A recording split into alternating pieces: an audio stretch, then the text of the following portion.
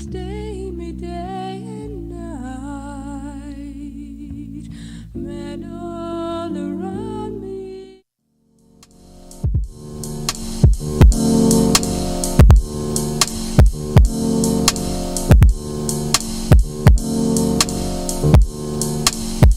Nelson, because once the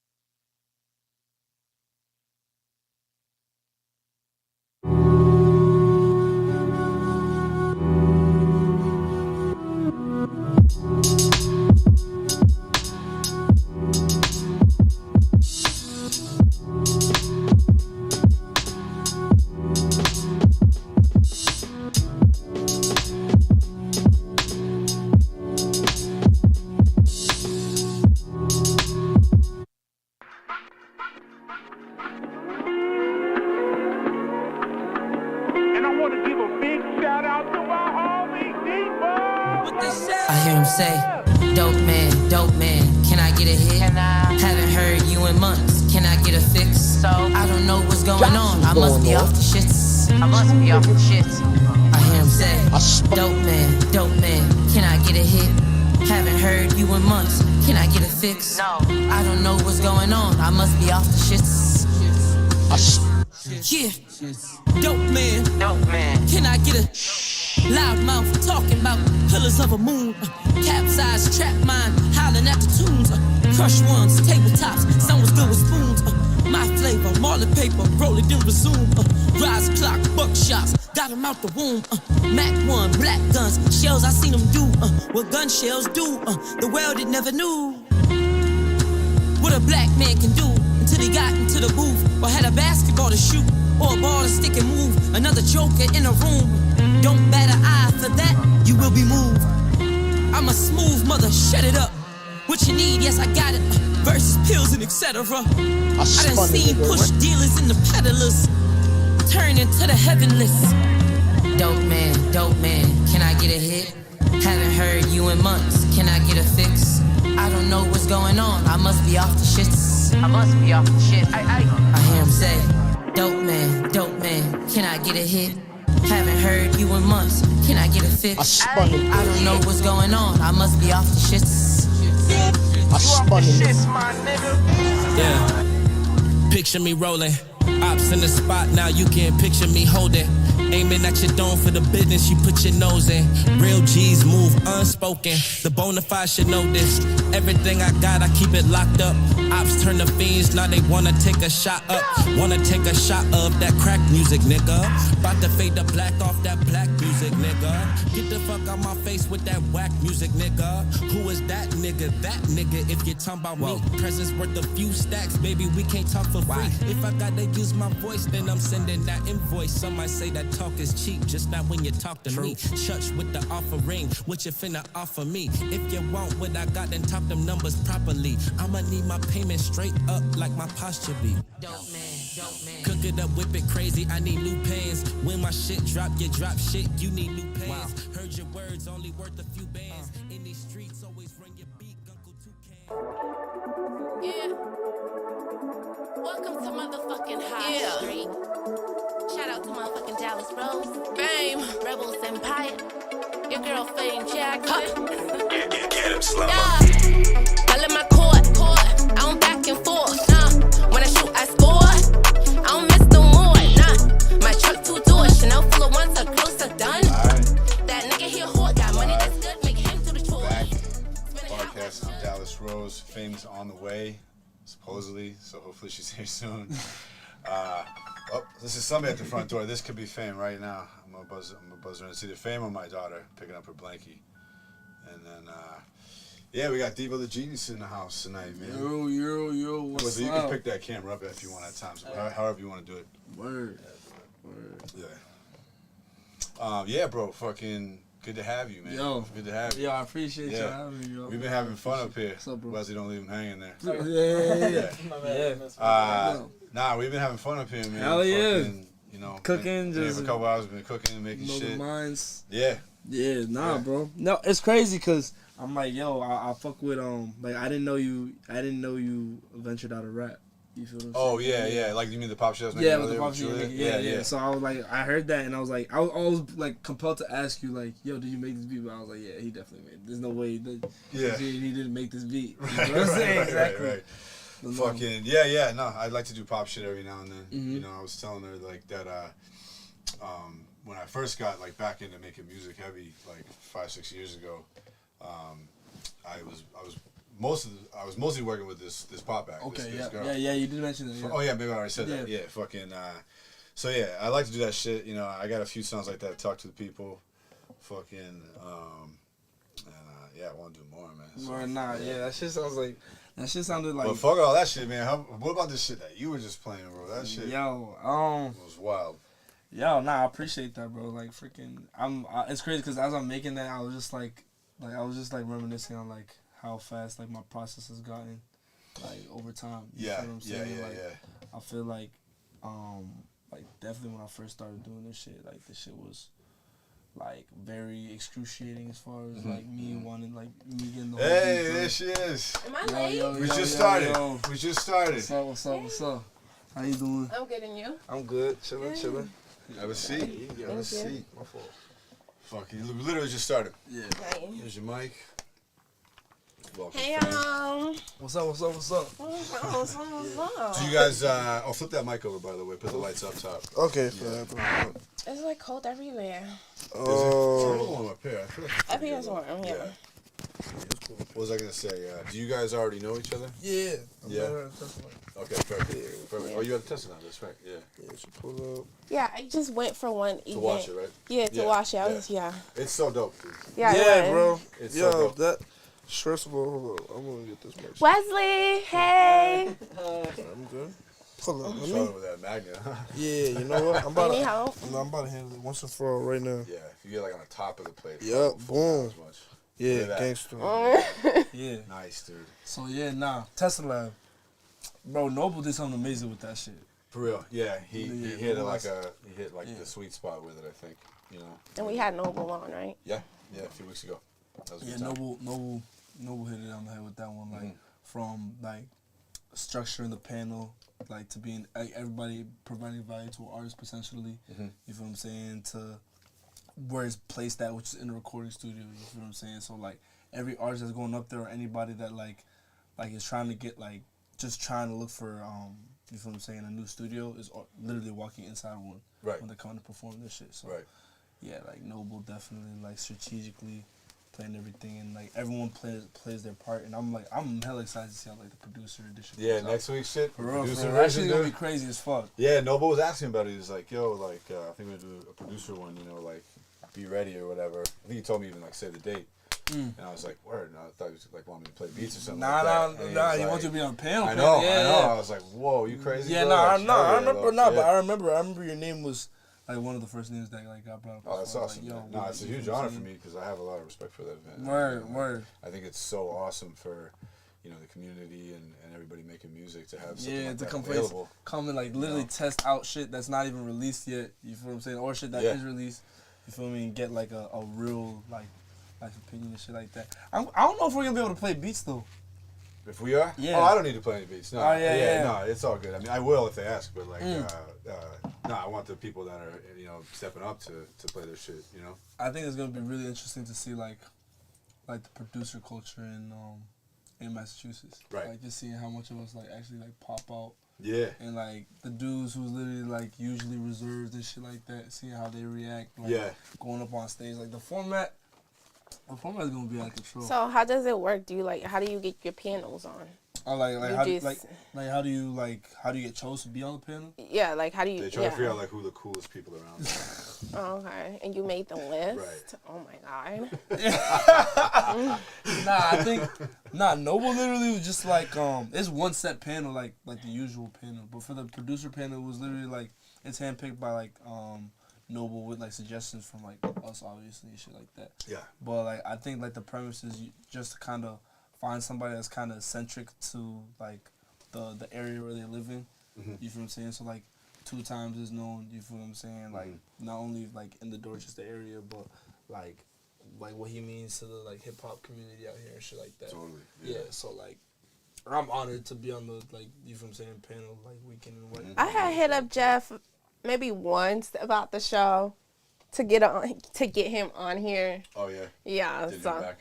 Let me try to Maybe rewind what actually happened. If 2 times came down here, that should be funny. That would be fun. That shit would be funny. Yeah. 2 times it's crazy because he don't say much. Like I don't even be like I be trying to figure out what he's thinking. Yeah. Like from across the panel and shit like that. You feel me? Like I don't know OGs like that. I feel like they got a lot up their sleeve, but they don't be saying shit. That's like feedback from somebody that's been around so much is like so valuable. Too. Hell yeah. You know, because they can tell you like they've seen all the tricks. You know what I mean? Yeah. So, you know, they've seen people come and go, like people that like looked like they were gonna be the next big thing, thought they were the next big thing, and then weren't. And then for various reasons or whatever it was. And seen people really have success and seen the type of person that they were. Fucking. So I think getting feedback from somebody like that is. I fuck with them popping out every week because it's like it's rare you get like a dude who got success like wanting to like actually be still like give back actively. Yeah, that is kind of crazy that he comes out every other fucking like, Tuesday night yeah, or whatever. That's spends the entire night there. Actively. Yeah. You feel what I'm saying? Like and like he's taking not only that, but he's taking music from you know what I'm saying, artists to put on the radio. You know what I'm saying? That's super dope. Like that shit is definitely lit. I don't know if this is sliding down. Damn. Oh my god, You need to get these a stronger magnet malfunctions. or Do you have it on the right side? Yeah, I do. Yeah, let me You give sure? you the good magnet. Yeah, dude. Take this one. I bet. That's going to fuck up. No, it's all good, dude. Oh, this magnet, he got the That's the original magnet. Yo, he got the OD magnet. I'm fucking crying. Bro, it was a whole rectangle. My shit was circular before. That's probably why I was flopping like that. Yo. Circle, you know. Now you got a nice rectangle. That looks much better. Bro, But it might be also when you lean forward, it might spill. No, it's hanging nice now. It should be tight. Yeah, you're good. Good. I'm thinking that like there's a mic over here, so I gotta like. Oh yeah, no, that's a nice thing, dude. Yeah, That's- you can go out there, you can go take a piss. Yo, if you got a podcast, you better invest in these Rode Square mics that got a magnet Honestly, so you can put on your fucking shit. I'm not saying people are ripping us off, but I have noticed since we got these Rode mics, I've seen a lot of podcasts with lav mics and Rode mics and no headphones. So I mean, Yo, stop biting my man's shit. I was at gotta take notes. I was at least Stop right about biting it. my man's I was shit. at least right about it. Nah, he was definitely right about this. Is new. I feel like I feel like a spy. Yeah, a lot of people are like, "Is that a camera?" Yeah. This shit is lit though. It's like a GoPro of mics. Yeah, he's It's just a fascinating. little wireless mic, dude. It's sweet, and like it pairs with this thing here, and Oh, and it got all your levels and shit like that coming through. So then, yeah. So I mean that Rodecaster thing, that just takes four mic inputs or whatever. So like these go into the mic inputs, and it all just runs off that. Yo, this is fucking innovative as fuck. It's pretty dope, yeah. And I sometimes I use them during sessions too. And then we like with the cameras, we just basically get like an automatic live stream vlog. Like OTA, they did the Tesla lab was that OTA Lay. Oh yeah. Yeah, we made an EP with them, and the way we did it was like 2 Saturdays. We spent like 6 or 7 hours. The entire thing was live streamed. Just pull up the beat, they write to it, everybody jump in. There was like a lot of punching in the booth and shit. There was like, like 9 of them in here and shit like that. It was really dope. That's fire. Yeah, it was really fun. That's fire. Yo, I feel like no bullshit. Like out here, especially like in the Boston area, I feel like we're finding real good ways to be innovative with content. Mm-hmm. You feel what I'm saying? And not just letting studio sessions be studio sessions type shit. Right. Like especially when I started going to the sound lab, cause I got a studio in Lowell too. Nice. You feel what I'm saying? So like I try to take a lot of notes like from like people around me. Yeah. To like try to like enhance the experience type shit. Because I feel like what the problem is, like, niggas don't want to go, like, above and beyond with shit no more. You feel me? It's kind of like just a standard, like just kind of want to fit the job description and get paid, as opposed to, like, providing more value than what you're getting paid for type shit. You feel me? Yeah, I mean, you know, I suppose it depends on what you're doing a little bit. Like, if you're just engineering fucking, you know, bullshit songs and whatever. But True. You know, I think especially when you're producing and you're an artist, like, you really got to focus on, like, trying to make something great. Hell yeah. Like, really almost regardless of how much you get. Like it's your shit. Yeah. Like, treat it like it's your shit. Yeah. You feel me? Like, I think, like, I don't know, like, because, like, the booth camera thing, like, I feel like the booth camera thing is, like, one aspect that, like, a lot of studios miss that I feel like could be, like, that's very influential type shit. Who was that? It's my daughter getting her blankie. Oh. Oh, it sounds like she's good. You good? She's gone now. Nice. Sorry. Keep going, bro. That was a lot of studios. Yeah, no. I feel like a lot of studios just like I feel like that the booth camera thing is definitely like an aspect that if more studios incorporate it, like, or even take it a step further, like, you could, like, somehow take your footage home with your shit. You feel what I'm saying? Can. Like, I mean, the way I do it is, like, it goes straight up to YouTube. Oh yeah, that's fine. And then you just have a link for the whole thing. Oh, all right, boom. Yeah. Bro, that's in business right there. That's fire. So now that you can look back at your shit and, like, and you can send the link to people too. You know. Yeah. And if you want to upload your own, like, studio, like, session shit, or like, Right. or like goes back to content, like, post your shit on, like, It's a ton of IGs and shit Instagram like content. that. Yeah, that's fucking dope. Yeah, I like it. And then if fucking it's thinking. and then we go live with it He's if it's fucking like thinking. shit that we produce, you know, versus like somebody is on a YouTube beat or whatever. Like, I don't really want that live on my channel. But, Yeah, chill. Right. Yeah. Yeah, no free promo. It's just, I mean, it's not what we're like ultimately. All right. trying So to do. what has been like the hardest thing for you on, like, you know, you're a producer, right? Yeah. Okay. On this, would you say on this journey? Where's my phone? Did I leave it in the car? Fuck, I left it. Damn, painful. That's painful. I got it. The hardest shit would probably be like ignorant motherfuckers. What do you consider Hey, being how you ignorant? doing? That's my daughter Rylan there. You got your blanket? Yeah. Oh, you got your guy, your new puppy Colin. She got this little puppy dog like thing that it looks like it's breathing. So it just looks like a sleeping puppy. It's hilarious. Yo, that's crazy. Does it move with Let me a see it, remote? right? Let me see it. You want to come show it? That actually looks like a real. Yeah, look. Hold on, especially from the back, dude. You would think that's an actual puppy. It looks like it's just a dog chilling, dude. But it's a toy. Yo. There you go, right? So cute. It takes batteries. Yeah, some shit. All right, see you. Love you too. That's Bobby. That's definitely Bobby. I'm gonna need more for the crib. Fucking oh, Wesley, put his Instagram and shit up on the screen. Oh yeah. Make sure people get that. People know where to go. Yup. Is that the same thing that people go to on Spotify? Oh. Like if they're looking for your music, because you just put out the tape, right? Yeah. I'm Title Yeah. 5 out now everywhere. So yeah, DeevoDaGenius everywhere. Apple Music, Spotify. Yeah. Shit like that. And that was you were playing some tracks from that earlier, right? Yeah. He was saying, you was in the middle of saying, Oh, sorry, I didn't finish your question. My bad. Alright, yeah, nah. Ignorant motherfuckers, like, I was just dealing with an ignorant motherfucker the other day. Like, ignorant in the sense of, like a motherfucker that's, like, just doesn't really realize, like, how much time you've put into your craft. You know what I'm saying? So they kind of try to lowball you or try to, like, take advantage of you or just, like, just approach you, like, as if, I don't know, like, you can just bend to their will. You know what I'm saying? And especially as a producer, like, a lot of, like, rap dudes, like, come up to me and think that, like, you owe them something. yeah, you feel what I'm saying? Or, like, I need them, or you feel what I'm saying? Or some shit like that. And, like, that's not the case at all. You feel me? Like, and, like, you can see with the tape, like my tape on Title 5 is mostly beats. I have 4 songs on there. You feel what I'm saying? It's Okay. it's 12 tracks, 8 songs, or 8 beats and 4 songs. Okay. You feel what I'm saying? And part of the reason why I do that is because when I first started dropping albums at all, like, in the first place, they were all beats. You feel what I'm saying? And that was just to show people that, like, the reason why I did that is because I'm here to solidify myself as a producer, like, as a beat making producer, which, like, I prioritize making a fire ass beat before any rapper hops on it. You know what I'm saying? and like. So who's on the songs? Because you say you got 4 songs. Oh yeah, so right? I got my homie C4's on one. Shout out to C4. Yeah, C4 and Maystar on track 2, Dope Man.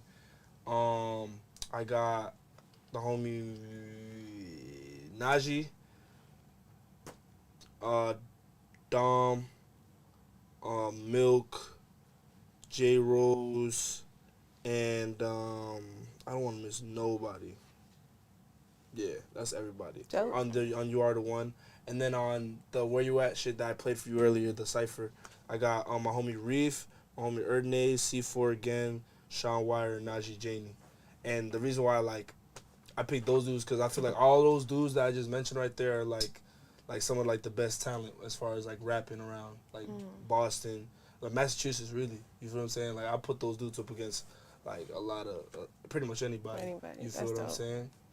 So, but nah, yeah, like it goes back to like, I go back to saying, I don't prioritize having rappers over my beats. You feel what I'm saying? Like I kind of feel like my beats can like speak for themselves. So when rappers come up to me trying to like just like take beats from me, or I work with them once and they think it's like I can just feed them beats now, whatever. You feel what I'm saying? Like. Or they think like we have a relationship just because we worked once. Yeah. You feel what I'm saying? Like I like shit like that. I don't like shit like that. Like, right. It's tough, dude. Like, because I think one of the things that's gone on with like YouTube and I guess BeatStars in a way is that like, and also the way that people send the shit out. Like, beats have become like so available. Yeah, we're feeding like, people like, too much. Like people, people could just just go on YouTube and get like a fucking dope beat. Right.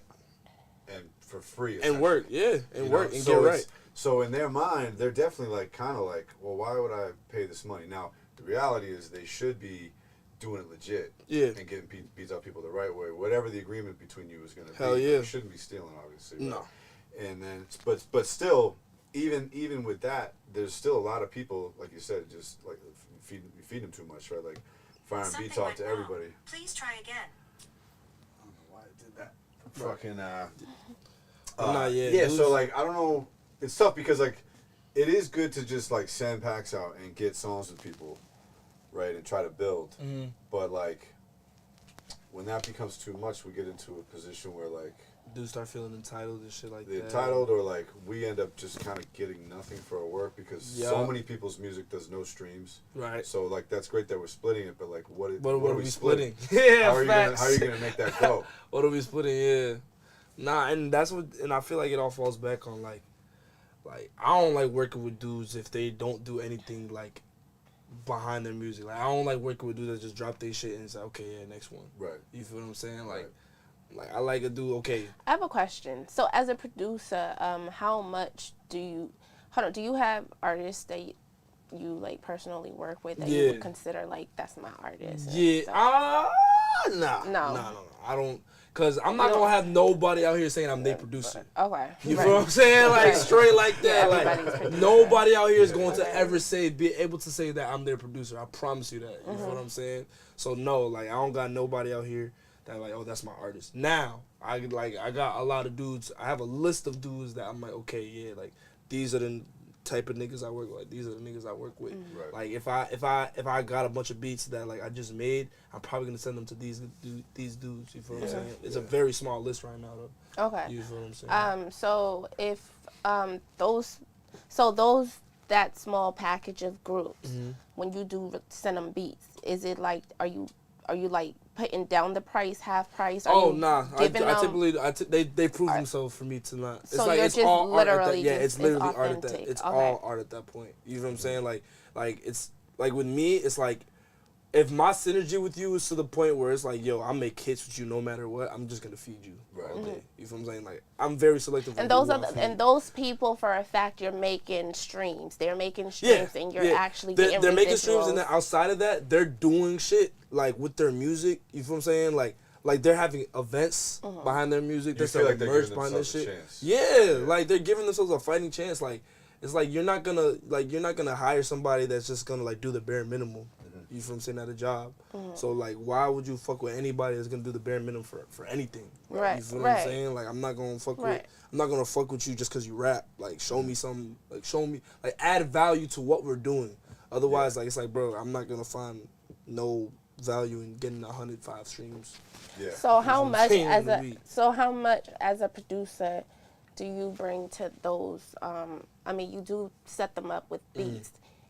Do you go further than that? Well, yeah. I mean, like, I feel like part of what sets me apart from a lot of other producers is the fact that, like, I value being multifaceted. You feel what I'm saying? And I value also being very social. So, like, one, I got a studio.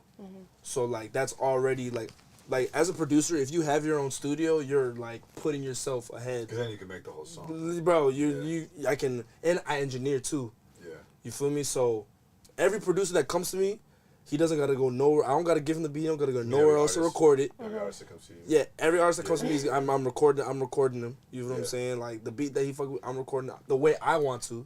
Because part of the problem, what it was before, is that before I knew how to engineer, I was giving beats to artists, and they were going other places to get the shit recorded, and the engineers was fucking with my beats, and I was not. I don't dig that. Oh yeah, when they start hanging on them up. I'm not fucking with that at all. You feel what I'm saying? I'm really not. There was actually one case where, like, I done an entire EP with a dude. You feel what I'm saying? And I got the masters back, and the masters eventually ended up going to Apple Music, and, like, I don't listen to this shit, like, at all. And I have beats on there I really love.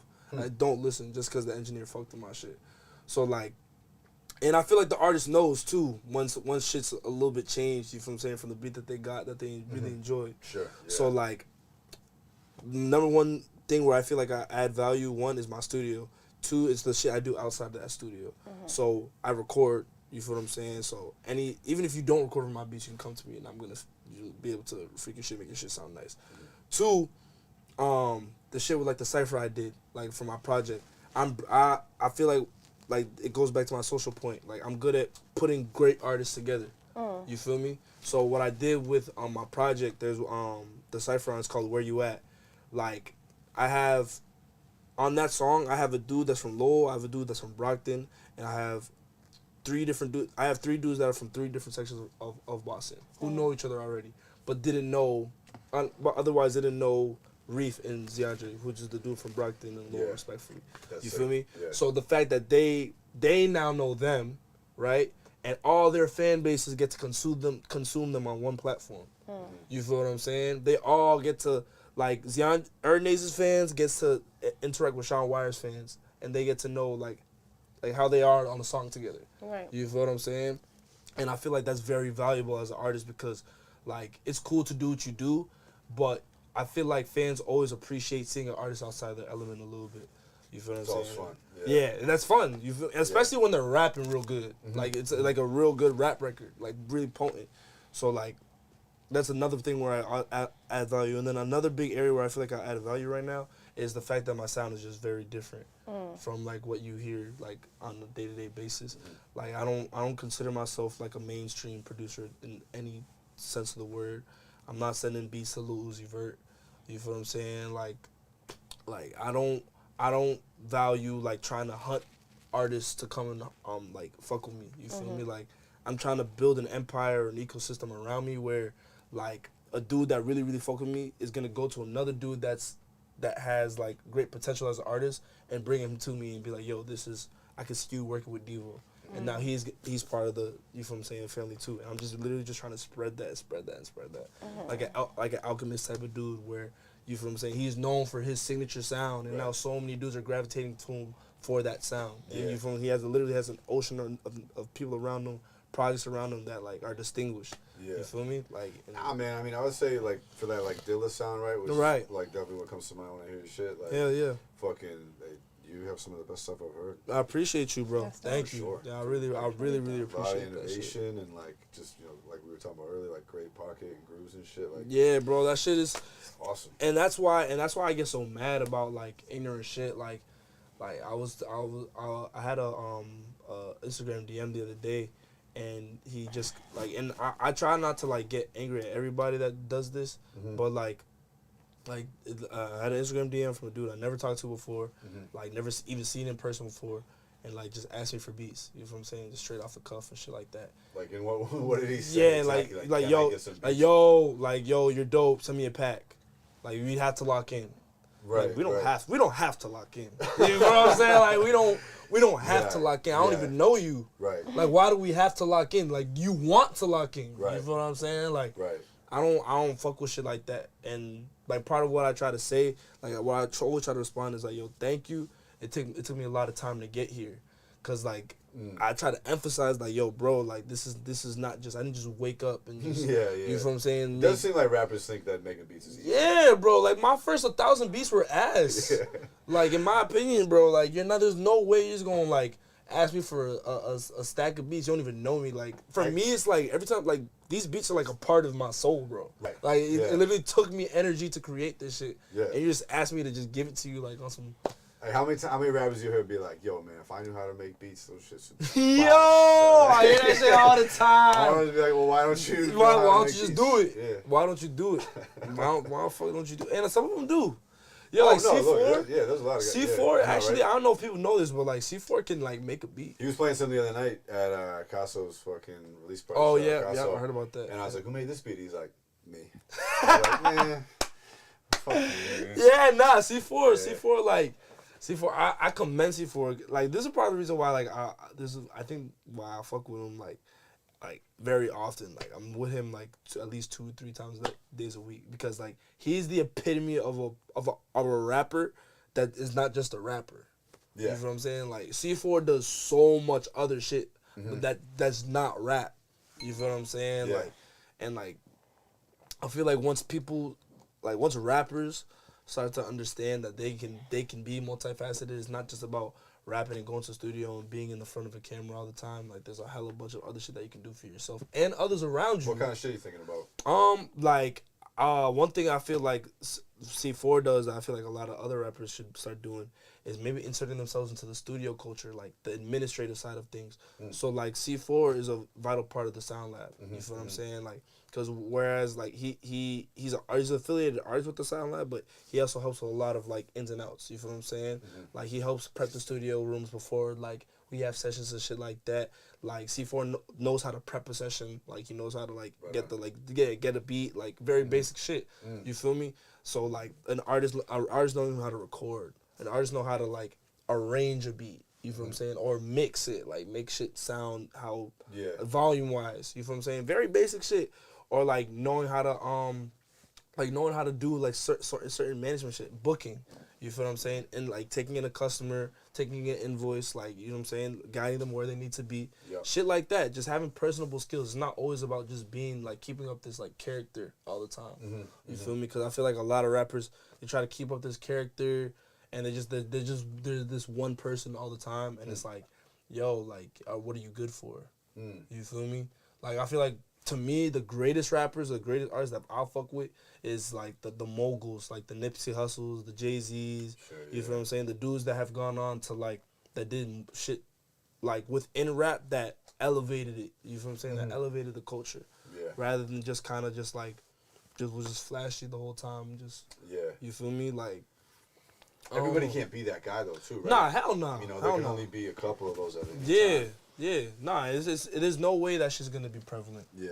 You feel me? Like, just seeing, like, the type of shit that's important, like, that motherfuckers find important. Like, bro, I was in the club the first time, like, in a long time the other night. Yeah. And I was looking around, I'm just like, yo, bro, like, this shit is fucking ass. Yeah. Bro, like, real shit, like, bro. Why? Yeah. All right, so I went, right? And, like, I'm having fun. Like, when I go out, I have fun. You feel what I'm saying? And, like, I feel like, okay, first of all, I was one of the only motherfuckers in there standing on the chair, like, standing on the couches in the club. Yeah. You know what I'm saying? Which is, like, if you're standing on the couch in the club and you're, like, bouncing and having fun to the music, you're having fun. Yeah. You feel what I'm saying? I thought I was the only motherfucker in there having a good time. I'm looking around, everyone's just, like, having a straight face. You feel me? Like, and I'm talking, like, the guys especially, like, the dudes in the club, yo, they be, like, mad as fuck. You feel me? And the girls just be in front of them dancing, cool, yeah, whatever. But even the girls don't be wanting to like socialize with like other females around them. Yeah, there's kind of a weird thing like that, right? Like, Yo. I see that shows a lot too, where everybody's just trying to be the coolest dude. Yo, that shit is mad corny. It's not that. I don't think all the time it's that.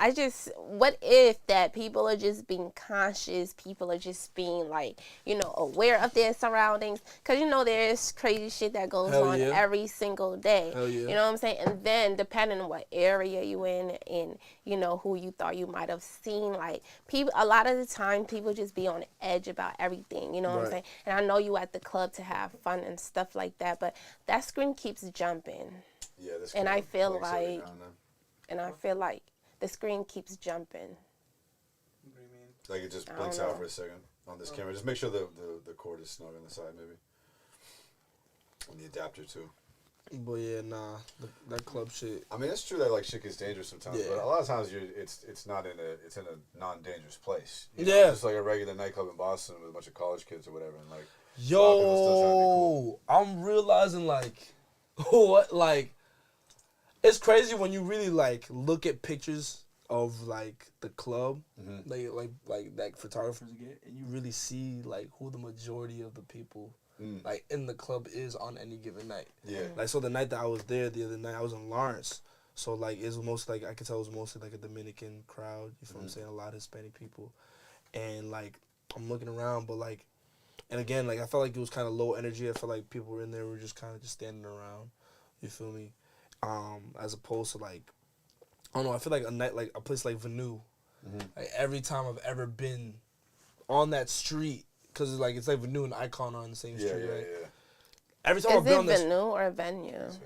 Venue? Yeah. Oh, I thought it was called Venue. I don't know why. It's all good. It's spelled that way. Yeah. All right. Well, Venue. Every time. I'm like, what new club is that? That shit. They should call it Venue. That shit. Venue. That sounds dope. Yeah. Yeah. That sounds French. That sounds Ellen. I ain't gonna lie. I like you fixing people's pronunciation tonight, friend. I'm on top of shit tonight, I guess. Usually the target of that. I feel like them clubs be lit, yeah, bro. Is that water? Yeah. Oh, the pink distracted me for a second. Yeah, the cup turns pink where it's cold. You thought I was drinking lean? Yeah, I'm like. You'd be pretty hungry. I'm like. Yeah, like, bro, I'd be pretty fucked up if I was drinking that shit that fast.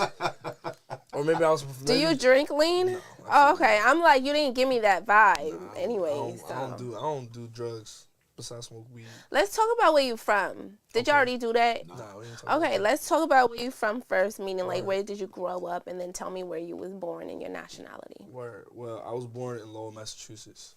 Shout out to Lowell. Yeah, shout out to 978. I don't know if the camera can see that shit. But yeah. People live in Lowell. That's crazy. What the fuck? Oh my god. Yo, real niggas live in Lowell. Lowell is for the it's yo. When I was homeless, I was in Lowell, so I don't know how to put that. Yeah, you found yourself in Lowell. So Lowell is for the people that are gritty, that know how to get through tough situations. It makes sense. It makes sense. Bro, you go there to find yourself. It's like we was all homeless together, the entire town. Yo, that is a wild statement. I didn't feel out of place. I didn't feel ashamed. I'm like, I love this place, you know? See, it sounded like you were at home. It don't sound like you were homeless. It sounded like you were at home. Yeah. It felt homey. I'm definitely not from Dorchester. Okay, but you was in Lowell. That's all right. If you lived in Lowell, you was definitely, so you got Lowell in you. No, I fuck with Lowell. It's a vibe. No, I love Lowell. You still live up there now? Yeah, I'm still there. Yeah, I love it, bro. Like I love the fact that so my nationality, I'm Sierra Leonean. Oh, nice. Yeah, African, so. They were the only other kinds of Africans that we grew up with. Because I grew up in Dorchester. And it was only us Liberians and the Sierra Leones. Yeah.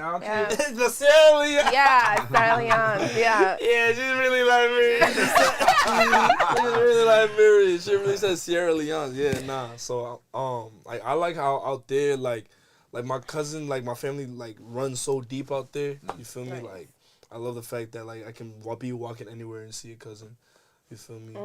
I love the fact that like it's compact. So like even the artist culture. You feel me? It's nice and compact. Like if you make music, chances are you know each other. Chances are y'all probably ran through the same studios. You feel me? And I love the fact that I'm a part of that now because like I have a studio there. You feel me? So I get to say that I get to help some of like the up and coming talent that's coming up in the city, which to me is like one of the most important things I feel like you can do. If you can cultivate the next generation that's coming, like that's literally like that's above all else one of like the most important things you can do for wherever you're at. You Definitely, man. As an artist, producer, anything. I definitely think You see that, right? I feel like the audio is gonna be messed up. You want to check it out on YouTube? Audio's fine. The video's weird. Do you have it YouTube Live on your phone somewhere? That wouldn't affect the audio. You sure? Yeah. Okay. Can you want to send me a link or something just so I can check it out on YouTube? She's on it. She's not playing around. Do you want to send me a link, Dallas, or no? My phone's occupied. Okay, I'll just find it. But we know there's audio already, but you can check. Fucking Yeah, now we can see it. So like speaking of like young talent and shit like that, like something I think about a lot like is like, and I look for is like a real defined like Boston sound. Yeah. Like, do you think there is one brewing at all? As far as Boston, I mean, yeah. I'm not gonna lie, y'all be drilling hard as hell out here. Yeah, like the drill scene in Boston. What was the question? He asked if like how I felt about the Boston music sound. Is there a sound? And, is there a sound and like is it brewing? And I feel like the drill sound out here, like, is particularly like gritty. You feel what I'm saying? Like, yeah. Explain that. I don't know what you mean. Well, if New York's style of drill was like sandpaper, Boston's music scene would probably be like concrete or like pavement. Okay. You feel what I'm saying? Like just rough. Yeah. You feel what I'm saying? Like I think of like a dude like G Nipsey. You know what I'm saying? I hear his voice. Like I just heard of G Nipsey like the first time like the other week. He had an interview at the garage. Oh, cool. And I was listening to some of his shit after. I was like, yo, bro, this dude sound like one of the New York the Boston dude that earned all the New York dudes respect with his voice. You feel what I'm saying? Like shit. Yeah, bro. Like that sound. Like I fuck with that shit too. Yeah. So what? I don't get your point on it. Is it a good thing that these people sound like? That these people sound like other people, or I mean, I want to say. I mean, like at the end of the day, the drill is like, especially like the hard shit. Like you're gonna sound. It's not a Boston thing.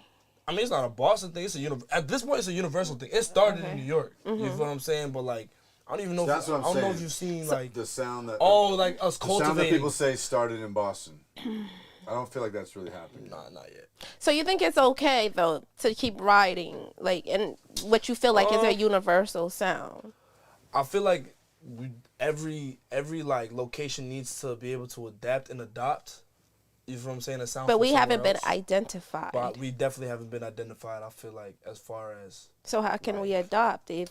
It starts with our producers and DJs. And the DJs. Yep, because the DJs have to start spinning shit that's coming from here. That's original to here. Yeah. You feel what I'm saying?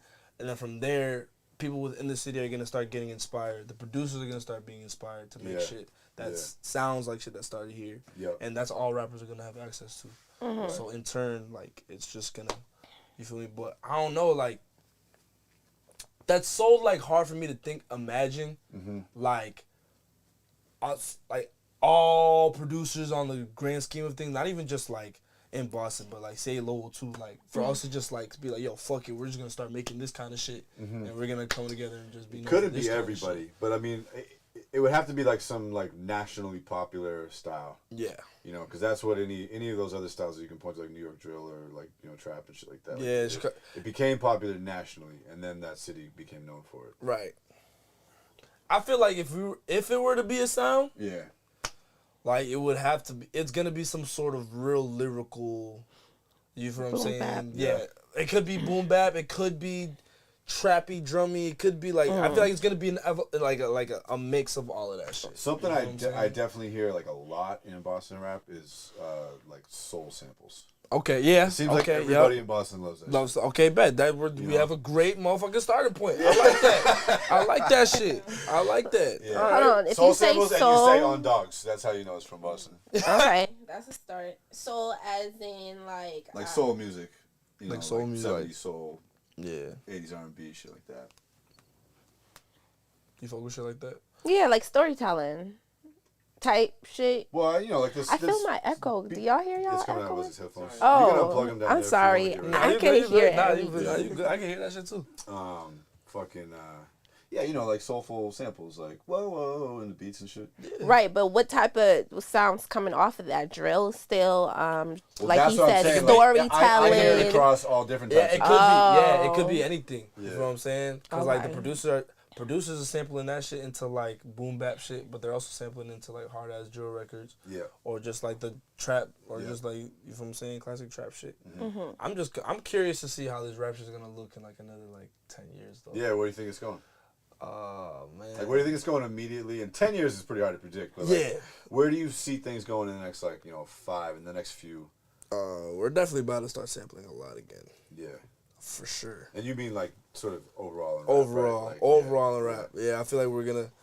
It's because we're in a very like sampling is taboo kind of time right now. Like, it's pretty impressive. Bro, like literally, like during COVID, all I was hearing was like, yo, if all you can do is sample, then you're not talented, or like you're not. It's not. Because you can't play. You're not musically inclined. Yeah, exactly.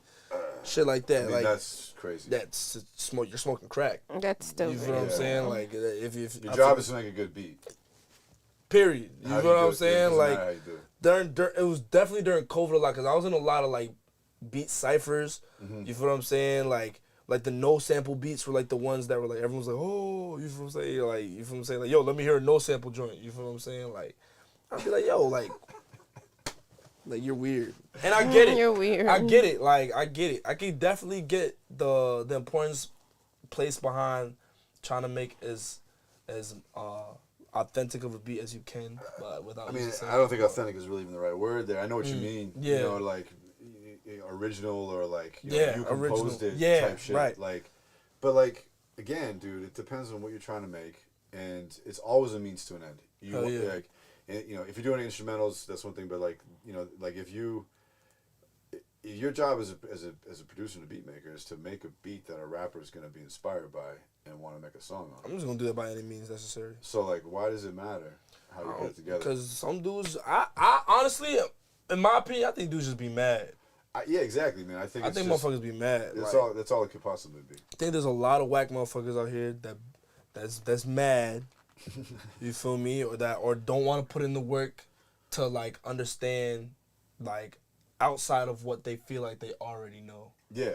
Like, I feel like when I step into a lot of rooms, it's crazy, I'm DeevoDaGenius saying this, but I feel like when I step into a lot of rooms, I feel like everybody already knows everything they need to know already. Mm-hmm. You feel what I'm saying? And the dudes that aren't like that, the dudes that are like willing to like step out like their comfort zone and really know shit, are like the dudes I gravitate towards. I'm like, okay, he's not a dickhead. Like, he's willing to like learn more. When you say people know everything or whatever, like you mean that they're kind of putting on that front, like and I see it a lot more so in the producers and engineers, especially if in their home like setup where they're cooking up, or if it's especially if it's the studio where they're like maybe they engineer, they work out of there 24/7.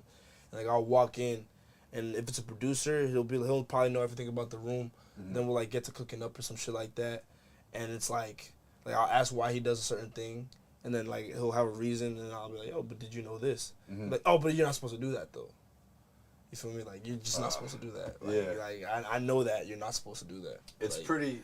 Yeah, I mean, like, you don't really want to. You want to try not to say that about music or any type of art. Right. I don't know what be wrong with motherfuckers. I think sharing perspectives is good, like just sharing knowledge, because you do things differently from what he does and vice versa. So like, I think like not shutting down a person's, whatever they're saying. What they're trying to show you. Yeah. And try to see it their way so you can understand why or how they do it that way, and maybe that might help you or whatever. Then you come up with an idea after that. I mean, that's like an important part of humanity. You know, like different period. societies interacting, being like, yo, check it out, I made this thing called a wheel. And then dude's like, yo, what if we took 2 of those and fucking put them together like this, and now we got a car. To carry. Yeah. Fucking, so you got to share ideas, you know, because they're like, it'll come back to you. People are not humble. Like, I get that, and that's a thing with like Massachusetts. Like, we was in CT and one of the dudes, they were just like, after I done rehearsed or whatever for the fest or whatever, he was like, you guys are like, you know, classy but gangster. And I was just like, yeah, that's our thing. So I'm just like, yeah, I agree. Yeah, I don't take no shit, and yeah, I like a little bit of class. You know what I mean?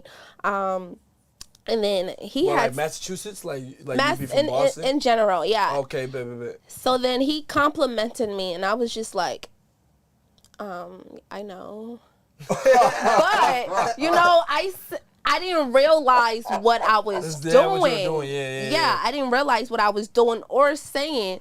You know what I'm saying? It was just like, and a lot of times I don't know how to take compliments. You feel what I'm saying? Because I don't like compliments because I feel like people always want something. You feel what I'm saying? Yeah, so I hate compliments. If you like something about me, keep it to yourself. You feel what I'm saying? Really, that's how I see it. No bullshit. It scares me. Facts. It scares me. I can see where you're coming from to an extent, because especially as a producer too, I feel like niggas always do want something. They always do want something, and I feel like niggas' number one tactic to getting that shit is compliments. Compliments, or like praise, or just like trying to butter you up. And it's like, bro, my nigga, I don't know if motherfuckers know, but like, bro, I can see that from a mile away. Bro. You feel what I'm saying? Like, there's like, bro, like when it's excessive, you feel me? Like that shit is a little, that shit irks me. You feel me? Like have you ever had a motherfucker that's just kind of just like, bro, this beat is tight. Probably, a little bit too much? Yeah, I think so. Nothing's coming off the top of my head right now like that sticks out, but I know what you're talking about for sure. Bro, like, and it be the motherfucker that be wanting beats for free. I'm crying. And like, I get it, but I don't. You feel me? Like, I don't know, bro. Yeah. So to go back to being humble again, you feel what I'm saying? I think we, like, as a whole, and I'm gonna include myself, we just don't realize that we're not humble. Like, you know, like a lot of people that's from the South, like I work at a restaurant now, and a lot of people that's from the South, they're just like, once they come to the restaurant, they have the experience here, and they're just like, the people here are so different. And one Black lady, she was just like, I went downtown and she couldn't believe something. And I'm just like, well, I'm sorry, ma'am, that is how we are, but we're nice, you know, we're really nice. She's like, she did not speak. And I'm just like, well, you can't just talk to strangers. Yeah. Like, that's not something that we do. Like, it's just, but I understand it, because if you're walking by an elderly person, especially being African, you shall say hello. You greet them. Yeah, you know what I'm saying? Yeah. That's something you shall do. But I watch myself walking right by old people. Yeah, like, it don't matter. Up here, it's crazy, like, seeing how, like literally what you're saying, like, the mannerisms of, like, going from, like, the South as you go up the Eastern Seaboard. You feel me? Because, like, down there, they really are hospitable. There really is such thing as Southern hospitality. Like, I got half of my family that lives in Atlanta, and like even down there, like even when I see my grandmother shit down there, like they're very, very polite people. You feel what I'm saying? Like, they're like, you'll be in a restaurant, they'll check to you to see, make sure you're good. If you look lost, they'll pick up, you know what I'm saying, and like point you in the right direction. And it'll be like the most unassuming motherfucker that you would think. You feel what I'm saying? And they will look 6'8" gangster. You feel what I'm saying? And be trying to help you. You feel what I'm saying? That's nice. And Atlanta, I don't know if you know this, Atlanta has a very, very strong beat culture. A very, very strong producer culture. Like even outside of just like trap, like trap production and shit like that. Like, they. How'd you get my phone? Yeah, I don't know what you. Is this the 14? No, that's the Pro. 14? I'm about to say it's 13. Yeah. Do you see the 14s? No. Nah. They're like they got a whole bunch of purple shades and shit Did like they announce that. the phone? Yeah. What's new about it? The camera again. Give me some innovation. The camera's iller. Yeah. But yo, no, those cameras though, for content. They're so sick with the cinematic mode. Oh and my shit. God. Yeah, it looks so good. Oh my God. It looks so good. I see. I still got a 13. I mean, the 13, this is really worth it, like you guys were saying or whatever. This is really, really, really worth it. I just, I figured out ways how to not even need a photographer using this little device right here. That device is starting to learned it. become like, that shit is really like the most powerful like thing on the face of the earth. Oh yeah. And I'm realizing That's you. Look at that. That's you. You're on TV, Devo. Oh shit. Oh my God. Oh my God. That's crazy, Bobby. right? Nah, I'm gonna have to find that. I'm gonna have to hunt for that link somehow. Oh. Not somehow. I'll just give it to Show you. it to my mama and shit. Mama, I made it. Yeah. Got on the podcast. Yeah, no, you're a legend. And like, you said something earlier or whatever, and I just want to touch base on that because that is very much so factual. A lot of the time people demand us here because people feel like Right. we're like rookies and we got up out of nowhere and started doing this shit, which is true. We had the equipment and we done it. But some people don't respect us for that. You feel what I'm saying? And I get this one a lot because even yeah, so because he's white and we work very closely together. You know, the other day somebody asked me like, yo, do you only hang out with white and light-skinned people? You seem to be the only black person all the time. And I'm just like, why did you say that? And then I go onto my Instagram and I'm just like, why would you say that? Everybody around me is black. You know what I'm saying? It's a weird question. That's a weird question. I think. So I'm strolling down and I'm just like, okay, I'm the only black girl on my Instagram page. Okay, so I can see why you would say that, but it's not true. And the thing is, I don't know why people, it is a strange question to ask because I don't think people wake up every day and be like, you know what? I'm not chilling with no more dark-skinned people. Like, yeah, that's OD. You know what I'm saying? That's crazy. That's racist. You know what I'm saying? I'm surprised anybody wakes up and goes through your Instagram and is like, what? That's weird. That's weird. That's like, that's some weird shit. Yeah. I had You people feel me? not work with me, not put me on shows, excluded me because my loyalty to this guy, nothing's gonna change. You feel what I'm saying? That's But weird. I'm just saying, just to go back to, certain things. That's fucking weird. People will not give you credit where it's due because they feel a specific type of way. You feel what I'm saying? Yo. Now, before we had these mics, we had like the little stand-up shit. We didn't have like the mic or whatever. Yeah. And we have studied a lot. Well, I did study a lot of different podcasts. Yeah. And I'm just like, okay, taking notes. None of these people have this shit, okay? Couple of months, 6 months into doing what we're doing, maybe a year.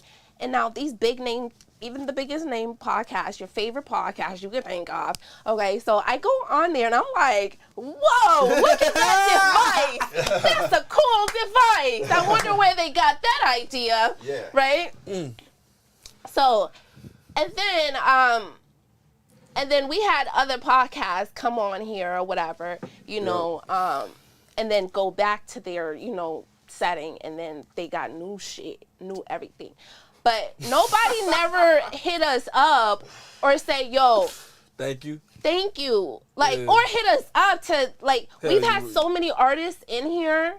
And then they had awards, like so many shit people just excluded us out of. And it's just like, to me, it's beyond fucked up because it's like, we're the most humblest people, number one. I think I'm very humble and very inviting. And then the thing is, I'm very supportive. I might seem a certain type of way because that's really just who I am and how I am. You feel what I'm saying? But when you meet me, I'm just one of the most supportive people. You know what I mean? So you show a lot of love. Yeah, I do. Always posting people's shit. Yeah, exactly. And you could be a female, you could be a guy. It don't matter what the fuck you is. You feel what I'm saying? I just always show love because this is what we do. But I feel like niggas don't do the same for us. Niggas don't show us the same type of love. They come here And just use niggas. Yeah, and they'll get their little, clip just for their content, but then niggas don't share shit. Some people do. Yeah, I'm gonna say that. Good ones, Yeah, that's some bullshit. That's a good one. But yeah, so no, nothing's gonna change on this side. So that just goes with being humble again. Like, we're just so up in the air with our noses that we don't even realize like how we are to each other. So or maybe we do and we don't give a fuck. You feel what I'm saying? But I feel like in order for anybody to win, for the city to win, you just gotta remain humble. You just some things gotta change. And we had good names, that's made it out of here. But how big is the impact? No disrespect. How big has the impact been? Right. I don't want to name the names, but you can think of your favorite, artist that's made it out of here. You know what I'm saying? There's no big impact because everybody is so stuck in their own ways and think I they're can the agree with that biggest for thing. sure. I can agree with that for sure. Like, I can't like. I can say from my experience as a producer coming up in Lowell, and I'm speaking from my personal experience with my sound. You feel what I'm saying? The way I came up, like, I didn't have nobody for me to really like look up to on a technical standpoint, on like procedural standpoint. Okay, this is what I need to do here. You feel what I'm saying? This is what I should do here. Like, I didn't have steps. Like, you feel what I'm saying? I'm literally just out here trying to figure shit out. Like, and I feel like that is what separates us from a lot of different music cultures. Is like, I feel like down in Atlanta, like, dudes make it in Atlanta, you feel what I'm saying? And, like, are providing to the young niggas steps on what to do, you feel what I'm saying? Or how to come up and shit like that. And, like, if it's out, like, going on out here, I feel like that's starting to happen. I feel like a lot of the people that are starting to come up and shit like that from the city are going to be the ones who start pioneering that way of actually doing shit like that. Yeah. Like, I know for a fact I'm trying to be one of those people. Like, even now with my studio, like, just trying to, like, push, like, niggas just because they're from the city. Just, like, push them and give them ideas on how to, like, up their game and shit like that. Because, again, like, motherfuckers in my city, like, I know for a fact just walking around with their nose up and just kind of just focus on what the fuck they want to do. Or they make it out and come back just to make some money. And I think that's some bullshit. Like, and I get it. Get your money, bro. Get your money by any means, bro. But, like, come home and inspire somebody. Like, come home and give somebody an opportunity. Do you know something. what I'm saying? Bring somebody back. Bring somebody back with you. And like, show people in the city something that they've never seen before. Now, there's a really big production in Boston that a lot of people love, and I'm not going to say their name either. But, again, it's just like, bro, you have access to all this stuff, and it's like all these people, all these ARs. And then it's like, artists, for one, artists struggle even in their sleep. Because as we all know, as for artists, we have to pay for a lot of everything. Y'all took the words right out of my mouth. Pay for a lot of everything. So I feel like for some studios or some production, things that are going on down here, they use that opportunity to continue to eat off of artists that don't have it. And I feel like that's the most fucked up thing ever, because, and there was even an artist in here that had worked with such production, and they parted ways because, without you saying too much, it's like you could tell, like, you done put so much money into it, and then it's like you just haven't seen nothing back. But you see these people with big name A-list artists, they're interviewing A-list artists, but they giving nothing back to the small people that's actually paying their grinding. It's like they put more effort into the people that's gonna make them look good than the actual people that are trying to, like, feed. That's actually feeding the platform. Actually feeding the platform. And that's like, and I think that goes into the fact that shit is so saturated right now. There's so many artists right now, and the people that's fucked up in the game right now are the ones that are exploiting that. You feel what I'm saying? The people that realize like okay, if there's 100 artists out here that want to interview, I'm gonna tax all of them 200, and hopefully none of them are big enough for them to even say anything. Realize yeah. And that is pay play culture around here. That's crazy. Nuts, That's bro. crazy how it is. It's nuts. It's stupid, dude. All the shows, all the playlisting, fucking on and on. Like, you know, appearances on this channel, on that podcast, whatever. That's trying nuts. to charge short money for all this little shit. And as a blogger, as a newsletter, like, it's your job to actually know about these podcasts. You got, like, it's your job. Know about these artists. You shouldn't not wait for artists to hit you up to write an article about them. Like, that is the stupidest thing ever. Why should I hit you up? Like, yo, can you write an article about me? Like, you know, no. You should be out here. Your job looking. is literally it's journalism work. Like, you know what I'm saying? And nobody does their fucking job. Nobody does their job, because if you was doing your job, you would know what's actually happening in the city. You feel what I'm saying? It's the same thing with promoters making people pay to perform. That's crazy. Like, you're a promoter. Your job is to sell tickets. But you're passing off the job. It's my job is to perform. You're passing off the job to artists. I better not pay to perform, and you should pay me. You should at least be paying me. And if you're not paying me, like the Hype Fest, now that's why now when you said like people like actors, like, I don't feel like I'm a certain type of, like, I don't think I'm. Nobody don't even know my name. You feel what I'm saying? But there's certain shows that I feel like I will not waste my time on. You feel what I'm saying? Because you should feel that way. As an artist, I know how much energy I can put into a good performance on a good day. You know? So for me, unless you have a good crowd for me, meaning like something like the Hype Fest, we didn't have to get paid for it, but it was such a great opportunity. You know what I'm saying? That's crazy. I was literally talking to my homegirl about this. Like, she's like a phenomenal artist. You feel what I'm saying? Like, a phenomenal performer. You feel me?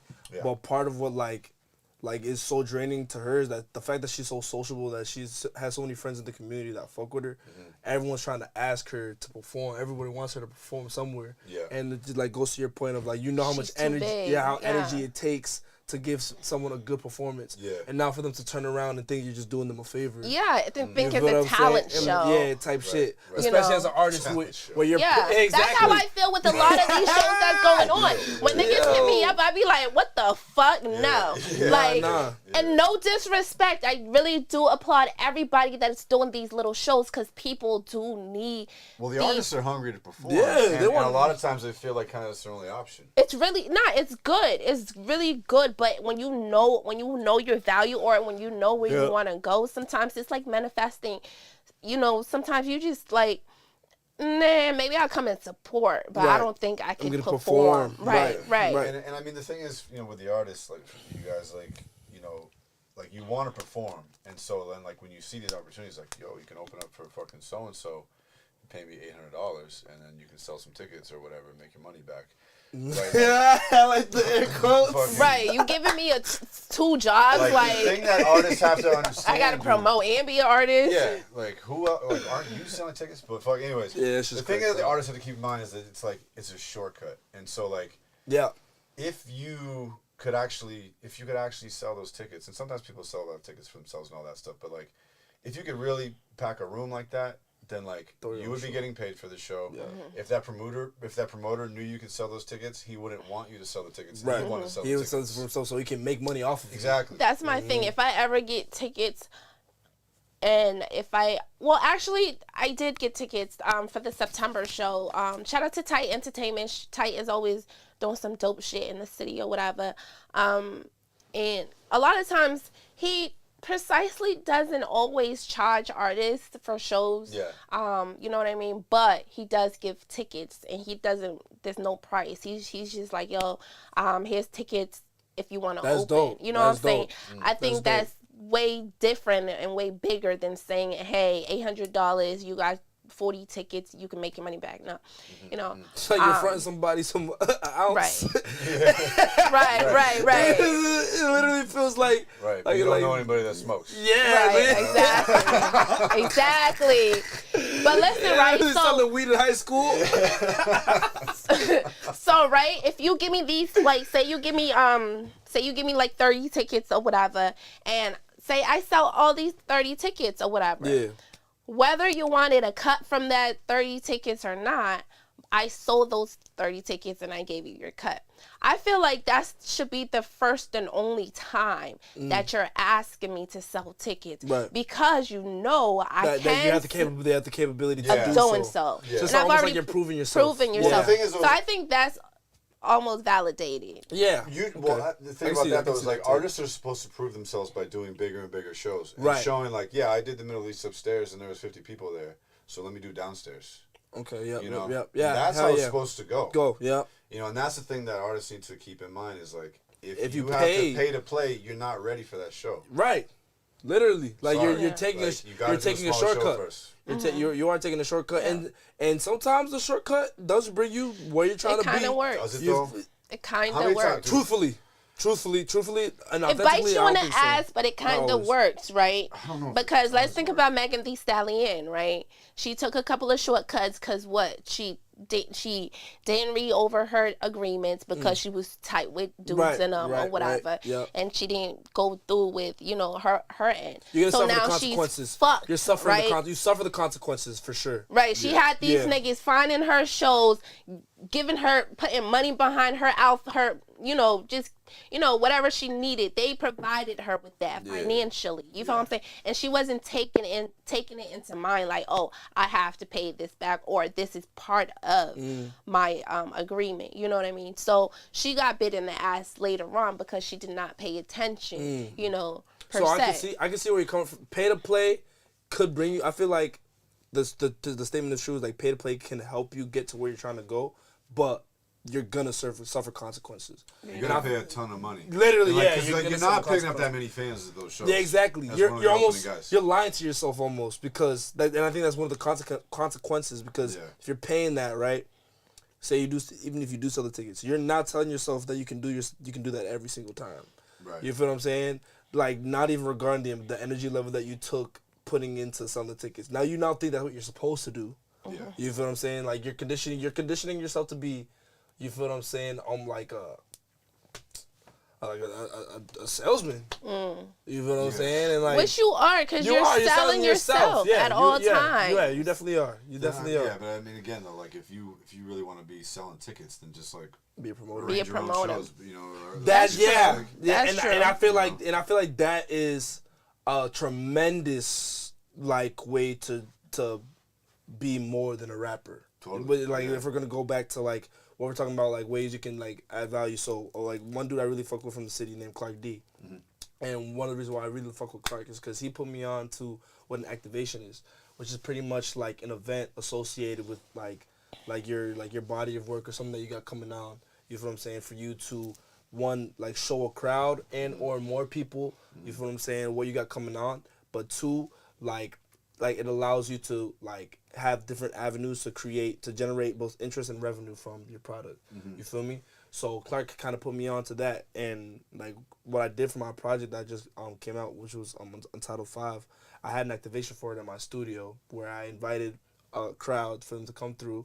I sold tickets. You feel what I'm saying? I put on my own show, sold tickets. I had everyone that was on the project performed the song that they performed to. Oh, sick. You feel what I'm saying? I sold out 100 tickets. You feel what I'm saying? That was the first show I ever did. Nice. Type shit, and like it really showed me that like I'm mad now. And it really showed me like what you can do once you get 100 people inside of a room. You feel what I'm saying? You can sell a merch to 100 people inside of a room. 10 people are gonna buy something. You can sell drinks to 100 people inside of a room. Motherfuckers is gonna buy that shit. You feel what I'm saying? And 100 motherfuckers is listening to the shit that you're just putting on.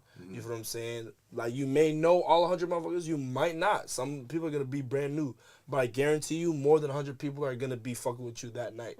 You feel what I'm saying? Yeah. So like just like the importance of like some shit like that, like knowing your worth as an artist. Okay, if all these niggas around me are trying to make me tax me to perform at their bum ass club, nigga, I'm just gonna make some shit. I'm like, we're shake for myself. You know what I'm saying? And an event, putting on your own show, and I feel like as an artist nowadays is a perfect way to distinguish yourself and really see where you are as an artist. Cause a lot of niggas think they're that nigga. You know what I'm saying? But like, can't even sell in the backyard. You feel me? And it's like, bro, like, okay, you don't gotta sell out a backyard, but like, are you really like what are you doing this for? Really, like, are you just doing this to say that you're a rapper? Yeah. Like, are you doing this to impact people? Right. Like, are you doing this because you need money? Like, I feel like that's another a question a lot of artists nowadays gotta start asking themselves because, like, as a producer, like, I can tell off rip what you're doing this shit for. Like, when you're rapping on one of my shits, you feel what I'm saying? Yeah. Like, and like, for me as a producer, I feel like every producer has like a different like focus. For me, I'm just trying to find a rapper that's like gonna be one of the illest ever. Yeah. As far as lyricism, like that's what I'm trying to fuck with. Like every dude that's like, yo, I need to be the best lyricist I can possibly be every day I wake up, type shit. Right. Like, right. And those are people I want to fuck with. Yeah. Some dudes are like, yo, I can only fuck with rappers that only need to make racks every single day. Like, you know what I'm saying, off their project, off of selling shits, off of something. You feel me? Like some dudes just want to create as much music as they possibly can. Dudes literally want to get in the studio and say, yo, how much music can we make today? I don't care what we make. I just want to see if we can make, you know what I'm saying, how much music we can make today. Right. And I feel like, you know what I'm saying, whether you pay to play, whether you're getting it from the mud, whether you're putting it on your own show or paying crazy out of pocket, like, you just got to ask yourself what you're doing this shit for. You feel what I'm saying? Because if you're doing this shit for non-genuine reasons, you're holding up the culture, you're holding up, you feel what I'm saying, what Boston and Lowell or Massachusetts can really be. Yeah. You feel what I'm saying? Like, if you're doing this shit for money, which is what it really feels like nowadays, like, this is where we start to see the prevalence of pay to play, of motherfuckers getting taxed for shit that they should be getting paid for. Yeah. You feel what I'm saying? Like, it's shit's fucking backwards right now. You feel what I'm saying? Right. Niggas, bro, I remember when I was starting, a dude from Massachusetts tried to tax me to rap on my beat. What? And that's when I knew shit was fucked up. Wow. From Massachusetts, bro. Like, I could drive and go see this man. You feel what I'm saying? Like, I say that all the time. bro, like, what are you're not gonna charge me to just say no, you don't want to. Thank you, bro. know? Like, bro, charge me what? 500 for a verse? Like, Fucking, that's crazy. who are you even? Yeah. Who really are you? What For the 500 fuck for a is verse? you? Like, bro. I mean, I honestly, I feel the same way about paid features, basically. Yeah. You know, because like it's not a bad marketing idea, but I don't think it's a good marketing value. Like, you're gonna pay hundreds of dollars for a verse from somebody. How far is it? How many streams is that gonna get you? How many new fans is it gonna get you? Probably not a lot. No, definitely not. not as much as you'll get from you taking that same money and paying and running ads for yourself. Hell yeah. Dude's just not using their money right. The priorities was fucked up. Yeah. Everybody wants like, shortcuts. Everybody. This feature, my shit's gonna go. I mean, and what we said, sometimes it works, but it bites you in the butt. Sometimes it doesn't, right? How many times does it work, though? I don't know. It just might be that one time. It does work. It's worked like before. 4%. Shiesty got big like that. Shiesty don't, excuse me, if I ever meet you in real life, I love you. But I feel like Shiesty on his own doesn't make good music. He has to have a feature. And we know him from features. Okay. From paying features. So, I mean, I'm sure he was big in his town, but honestly, I didn't know of him until he got on, a lot of these features. So, yeah, they do work. You feel what I'm saying? It gets you. I mean, if you get huge features, exposures. that's different though. Like, I mean, you're talking about some pretty major features, right? I'm thinking a little bit more about like underground art, charging another local guy. That's crazy. You know, the lower level rappers that aren't like they got something going on, but they're not by any means famous. No. Yeah. I mean, I have a personal friend that's signed, and then I have another personal friend that's that was interested in the feature with that other friend, so I kind of made it happen. Maybe, okay, you know what I'm saying? I So I feel like, I always recommend it. I just feel like within that personal circumstance, I think it's obviously good for the party that did pay for the feature. Yeah. Not that I feel like within time he could have still gotten the feature because we're cool. Yeah, the trajectory of his we're like really close friends and family type thing. You feel what I'm saying? So I feel like eventually he could have gotten it, but like people are hungry, people want to be seen, people want to be known, and people are trying different things. Right. You know what I'm saying? Any way they can. And this Feature that's paid, he's a really dope person. He supports us, you know what I'm saying? He looks out for us, you know what I'm saying? So I feel like a lot of time too, like, well, some of the time, like that feature price be like because of management or because of a label, or you feel what I'm saying? Like a lot of signed artists, like, sometimes don't have a choice. Definitely. You feel what I'm saying? Yeah. A lot of these artists owe bread. You feel what I'm saying? Yeah. Like, being fucked up ass situations, like, financially. You feel what I'm saying? Just because, like, and it's a lot of the signed ones, because, like, once you get into that game, I feel like, literally what the label is trying to do is make you look as marketable as possible. Like, you need to make it look like you generate money. You feel what I'm saying? Right. So, it goes in, like, there's a lot of money goes into, like, keeping up appearances. So, like, a lot of artists are using, like, the feature price or, like, the feature game as, like, a way to just stay alive. But these big name artists aren't really paying each other for features unless they don't know each other type shit. Right. If they don't know you, if you're like my man's, I might like I heard dumb down. I heard Meg Thee Stallion gave Future like 250 bands. Because they don't know each other. Right, but if they knew There's each also big other. labels involved there too. The labels might be like, no, she doesn't hell have no. songs. You pay fucking They're like, hell nah. So something he's like that, eating off right? this shit. Yeah. I just off this think collab. I just think, honestly, that was for that situation, I think that was personal. Yeah. It was a personal thing for Future, because, like I said, Future doesn't know her. And then if you think about Megan Thee Stallion's history, too, you know, with the whole Tory Lane. So a lot of people don't fuck with her in the game, if you think about it. So it seemed like he didn't want to do the feature. So he put the price up thinking she would probably not do it because it's like, you know what I'm saying? Yeah. She got the bread. She got the bread, but she was complaining. I seen this interview where she was really upset about it because he didn't promote it, nothing. He didn't do nothing to it. Exactly. Yeah, right. I'm thinking that there's no way that even his people didn't promote it. Yeah, because there's no way. they don't. Yeah, exactly. So it goes. Yeah, if there's alliances. You know, with like it goes in Boston right now, there's tons of alliances. You feel what I'm saying? So if there's alliances in the game, you know what I'm saying? A lot of things might not work out for you. Yeah. You feel what I'm saying? Yeah. For Meg, I think that's exactly what it was. People don't fuck with her like that. Just because of like who people are friends with. Right, exactly. Because Future, like these niggas do features for each other all the time. And I'm sure it's free to nothing. It's zero to nothing. You feel what I'm saying? Yeah. Like when Drake and Future. Exactly. Exactly. They never and I'm sure I think so. Yeah. And I'm sure they didn't pay money back to each Temps. other. I'm sure they didn't pay Temps, and I'm sure Temps didn't pay them because They it was sampled that song, it was an opera. The Temps shit. I'll wait for you. Temps probably owns all the publishing off that shit. Yeah. I'm sure they must have struck a deal. There's no way they didn't struck a deal. No, they had to have. Temps is probably living lovely off of both of those. I know, right? But look how good it makes her look. It was a win for win. She's new in the game. Future and fucking Drake needed, you know, something hotter to get on top of. The same way Nicki Minaj hopped on Megan Thee Stallion's track when she first came out. Is a good marketing I really trait. like that Way For You track.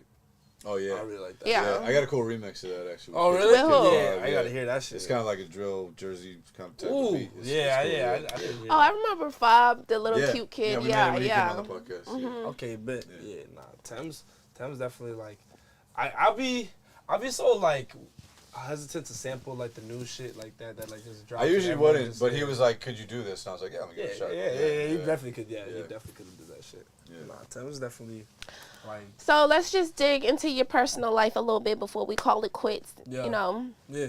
Do you have kids?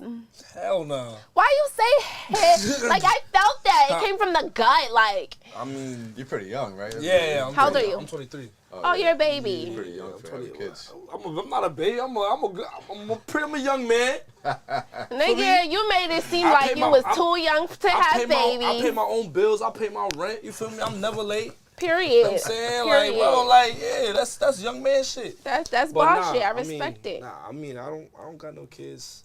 Thank yeah. you. Can I just ask, what's that? Like, yeah. Okay. Yeah. I'm like, do you practice like your third eye every night? Like you put a quarter, there every fucking night. Like, you know, that's a good practice because you're African. I know we got some crazy traditions. You know. Yeah, wild traditions. Nah, nah. When I was young, fucking, I just got into some shit, and yeah, that shit's just on my head forever now. Oh, okay. Yeah, but nah, no kids. Scar. I don't put marker caps on my head. For me, that shit is 100% real. What's marker caps? Like, yeah, like when I was younger, fucking kids used to think that like I put. Like you stuck I put a marker cap on my yeah. Yeah, you feel what I'm saying? I thought you meant marker cap meaning drawing your hairline. I've heard some crazy shit about this car. Motherfuckers thought I got branded. Oh wow. Yeah, nah, it's just healed that way. You should tattoo like a crescent moon right there. Yeah, that'd be crazy. Yeah, like a 3D tattoo. Motherfuckers be thinking it's a tribal. It's like a tribal like tattoo or some shit. You should come up with some type of wild story. Right, like I was about to die. My mom had to do this surgery in her kitchen, and she split my head open. She took a fucking power drill. Drill my shit. Like how did you get a drill? Crazy. How did you get a drill? I woke up and I knew how to make beats. Yeah. Yeah. No, I woke up in America knowing how to make beats. Yeah. How crazy is that? I'm dead ass gonna link it. I'm just gonna be like, yo, I was a whole different person before. Yeah. I got hit with a meteor and I woke up and I didn't remember who I was. That's it. All I knew how to do was make hit beats. with a meteor. Yeah, I got hit with a meteor. That's it. That's the story. Shit. That's tight. That's tight. How long have you been at the Sound Lab? So the lab now, a year now. Do you date artists or? Do I date an artist? Do you date artists? Do I date artists? Have I ever dated? No, I've never I dated said, an artist. do you date? Yeah, I'm asking you a question up to date. Do you date? Date artists? Like, what do you mean? Do you date artists? Like, go out with them? Yeah, and do things with them and have fun with them. Like, do you date artists? Yeah. Okay, okay. Yeah, for sure. Like, I don't know what you mean by that. Like, you trying to trip me up? Like, no. I think you're saying it right because like there's a lot of people that'll be like, I don't like. To date people don't like to date makers. the people that they work with, or you know. Yeah, nah. I just started fucking with artists, really, I guess. An artist could be like a photographer, you know, a model, like, you know, that type, like anybody within like the artist world. You mean, but I mean, are you kind of specifically talking about vocalists, or are you talking about? I'm talking about vocalists. Okay, so you dated rappers and singers. I've never dated any artist before. Now I've just took like my first artist out like ever. Like this nice. past month. Let's talk about it. Who can it be? Oh my God. Let's talk about it. Shout out to the special lady, who got taken out for the first. Huh? Yo. Right? She get dates and beats. I probably won't give her no beats. She gotta pay for some, right? Yeah, I'll probably charge her full price. I don't give a fuck who you are, cause I don't care. You be my mother, bro. You gotta pay for these shits. I'm sorry. Period. Unless you really rap it like that, you feel me? Period. But we'll see where shit goes with this shit. You feel what I'm saying? Like, Nice. Feel me? I don't really be like. It's crazy because like I'm really like I'm very like. So is you single right now, or yeah, okay? So you just went on this date. It was a nice time. Yeah, and it was stuff a good like time. That. How often do you go on dates? Not really often. Not really often at all. Once a month, once a week, once a day. Like once every like 2 months. 3 Once months. every 2 months. Okay, Yeah, you're a like, busy guy. Yeah, nah. Yeah. I just like making music. You feel what I'm saying? Like I'm the type of nigga like. I don't know, like I really gotta fuck with you to even want to bring you out in the first place. You feel what I'm saying? Yeah, like, right. Have other people see you. Type shit. Like you feel me? Like, and like for you to get through to like that, to get through that deep as an artist, like to my brain to make me want to go out with you, it takes a lot. You feel me? Like, One last question: When is it the best time to cheat? Never. I'll let the guys Sounds answer. good, right? I'll let the guys answer. Sounds good, right? Yo! When is the best time to cheat? When is the best time to cheat? Like time of day? Like 10:30 a.m.? Yo, y'all niggas are crazy. Yeah, like give me a scenario like when you've done had a great time and you know her mind's at ease and you're like this is the perfect time, or when y'all done fought and you're like I'm going to chill with the boy. Like when is the best time to cheat? Shit. Alright. This is coming from a place where if you do absolutely have to cheat, I don't condone cheating. I don't judge. When do you have to? When do you have to? When it's just like when shit's like on the outs. Don't ever cheat in the middle of your relationship. You feel what I'm saying? Like if you cheat, just know it's ending. It's done. It's over with. Right? You know what I'm saying? You're That's not fair. going back. You feel what I'm saying? You're not turning around. That's fair, because that's less sneaky. Yeah, you feel what I'm saying? Like, and I think you don't tell them either. Yeah, no. So what about the Definitely beginning? don't. What about the beginning? Because you're just getting to know this person. That's You not don't. If you cheat in the beginning, It still considers as cheating. I mean, it's once you say we're exclusive. yeah. Okay. If y'all are exclusive, Once you say that, then anything else is cheating. yeah, nah. If you But we was having this conversation a couple of weeks ago, right? Yeah. Some people don't like to say that. Like, you could chill with a guy for like a whole year, and like you're still not sure if you're with him, or he's still not, vice versa. If you don't like, say you know nothing, what I'm saying? if you do not say anything, male or female, there's nothing. It's going not on. an exclusive. It's nothing. What? It's mind blowing. How is that mind blowing? You have clothes at my house. I come to your house practically whenever. Like, basically, we have this y'all are this attached. system. Y'all have a system, but you don't know how systematic niggas be. So what's known? What's the saying? What's known doesn't need to be spoken of. That's silly. Then you're placing silent expectations on people. That's shit. fucking You have hilarious, yo. expectations, somebody you have to communicate that to. I'm very pro. You need to say so. Y'all need to make it clear that y'all are boyfriend, girlfriend, this, that, and the third. I'm telling you, especially this time. I feel like, to me, in my past experience, I get so scared. If we're cooling and we're good, you know what I'm saying? Like, and you know what I'm saying? My phone's right there, your phone's right there. We've been kicking it for a while now. You know what I'm saying? Like,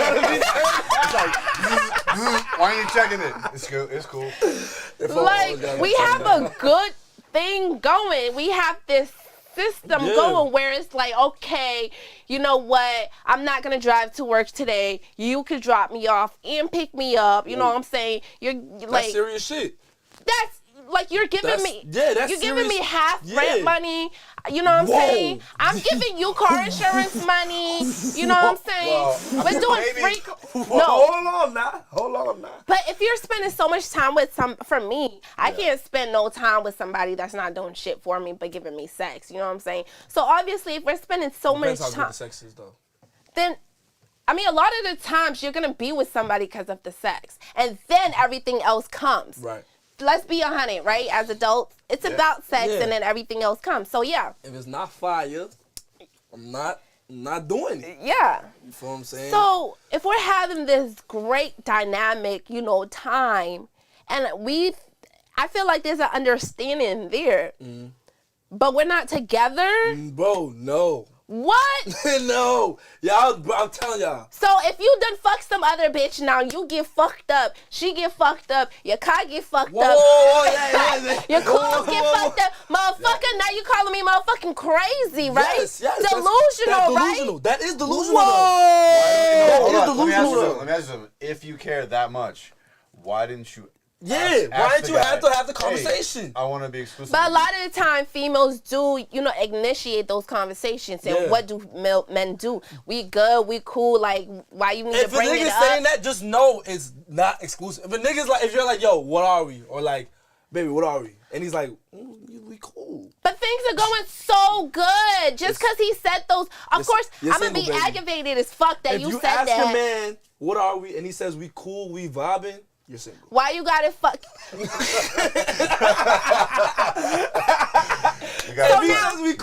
So now answer me that. So now he done said that we cool, and I'm just like, the fuck you mean we cool, nigga? Exactly, the fuck, you know what I'm saying? Like, so now I'm just like, all right, cool. Since we cool, you know what I'm saying? I could go on dates. Yeah, hell yeah. But now you're calling me names. That is the kind of nigga. If that goes depends on the kind of nigga you are. If you're with an immature nigga. So you're saying your position. You'll let her do her thing. Yeah, if I'm like, okay, we cool. You feel what I'm saying? Because me, like, especially us being African, you feel what I'm saying? You taught to be straight to the point. Yeah. You know what I'm saying? Like, yo, like, if you're gonna be my girl, I'm gonna let you know, like, yo, you're my girlfriend. You feel what I'm saying? Or, like, do you want to be my girlfriend? Are we exclusive? Right. Like, I gotta make that shit known. You feel what I'm saying? Like, if, like, I promise you, if I'm telling you, yo, we cool, or I'm like, we're not exclusive. You gotta be very clear. Like, I've gotten in trouble before. I've gotten in trouble before because, like, I'll hook up with a chick and then I'll be seeing one chick. And she'll like, it'll come out, like, whatever, because she'll ask me, like, did you what'd you do, what were you on today? And I'll be like, yeah, I did, but I'm like, I didn't fuck her. I didn't fuck her though. She'll be like, but then she'll be like, but that still was against the rules. I thought we just weren't fucking anybody. That's dumb though. That's fucking that is stupid. Dumb. That's the stupid. I'm sorry though. No, I'm saying in general, that's stupid. That is dumb because it's like, and then for you not to care, it's like, who the fuck are you? You don't give a fuck that I give myself to you, and then now you want me to. It's not your fault, but now you're just a dirty ass nigga. How is that you feel what I'm saying? Dirty though?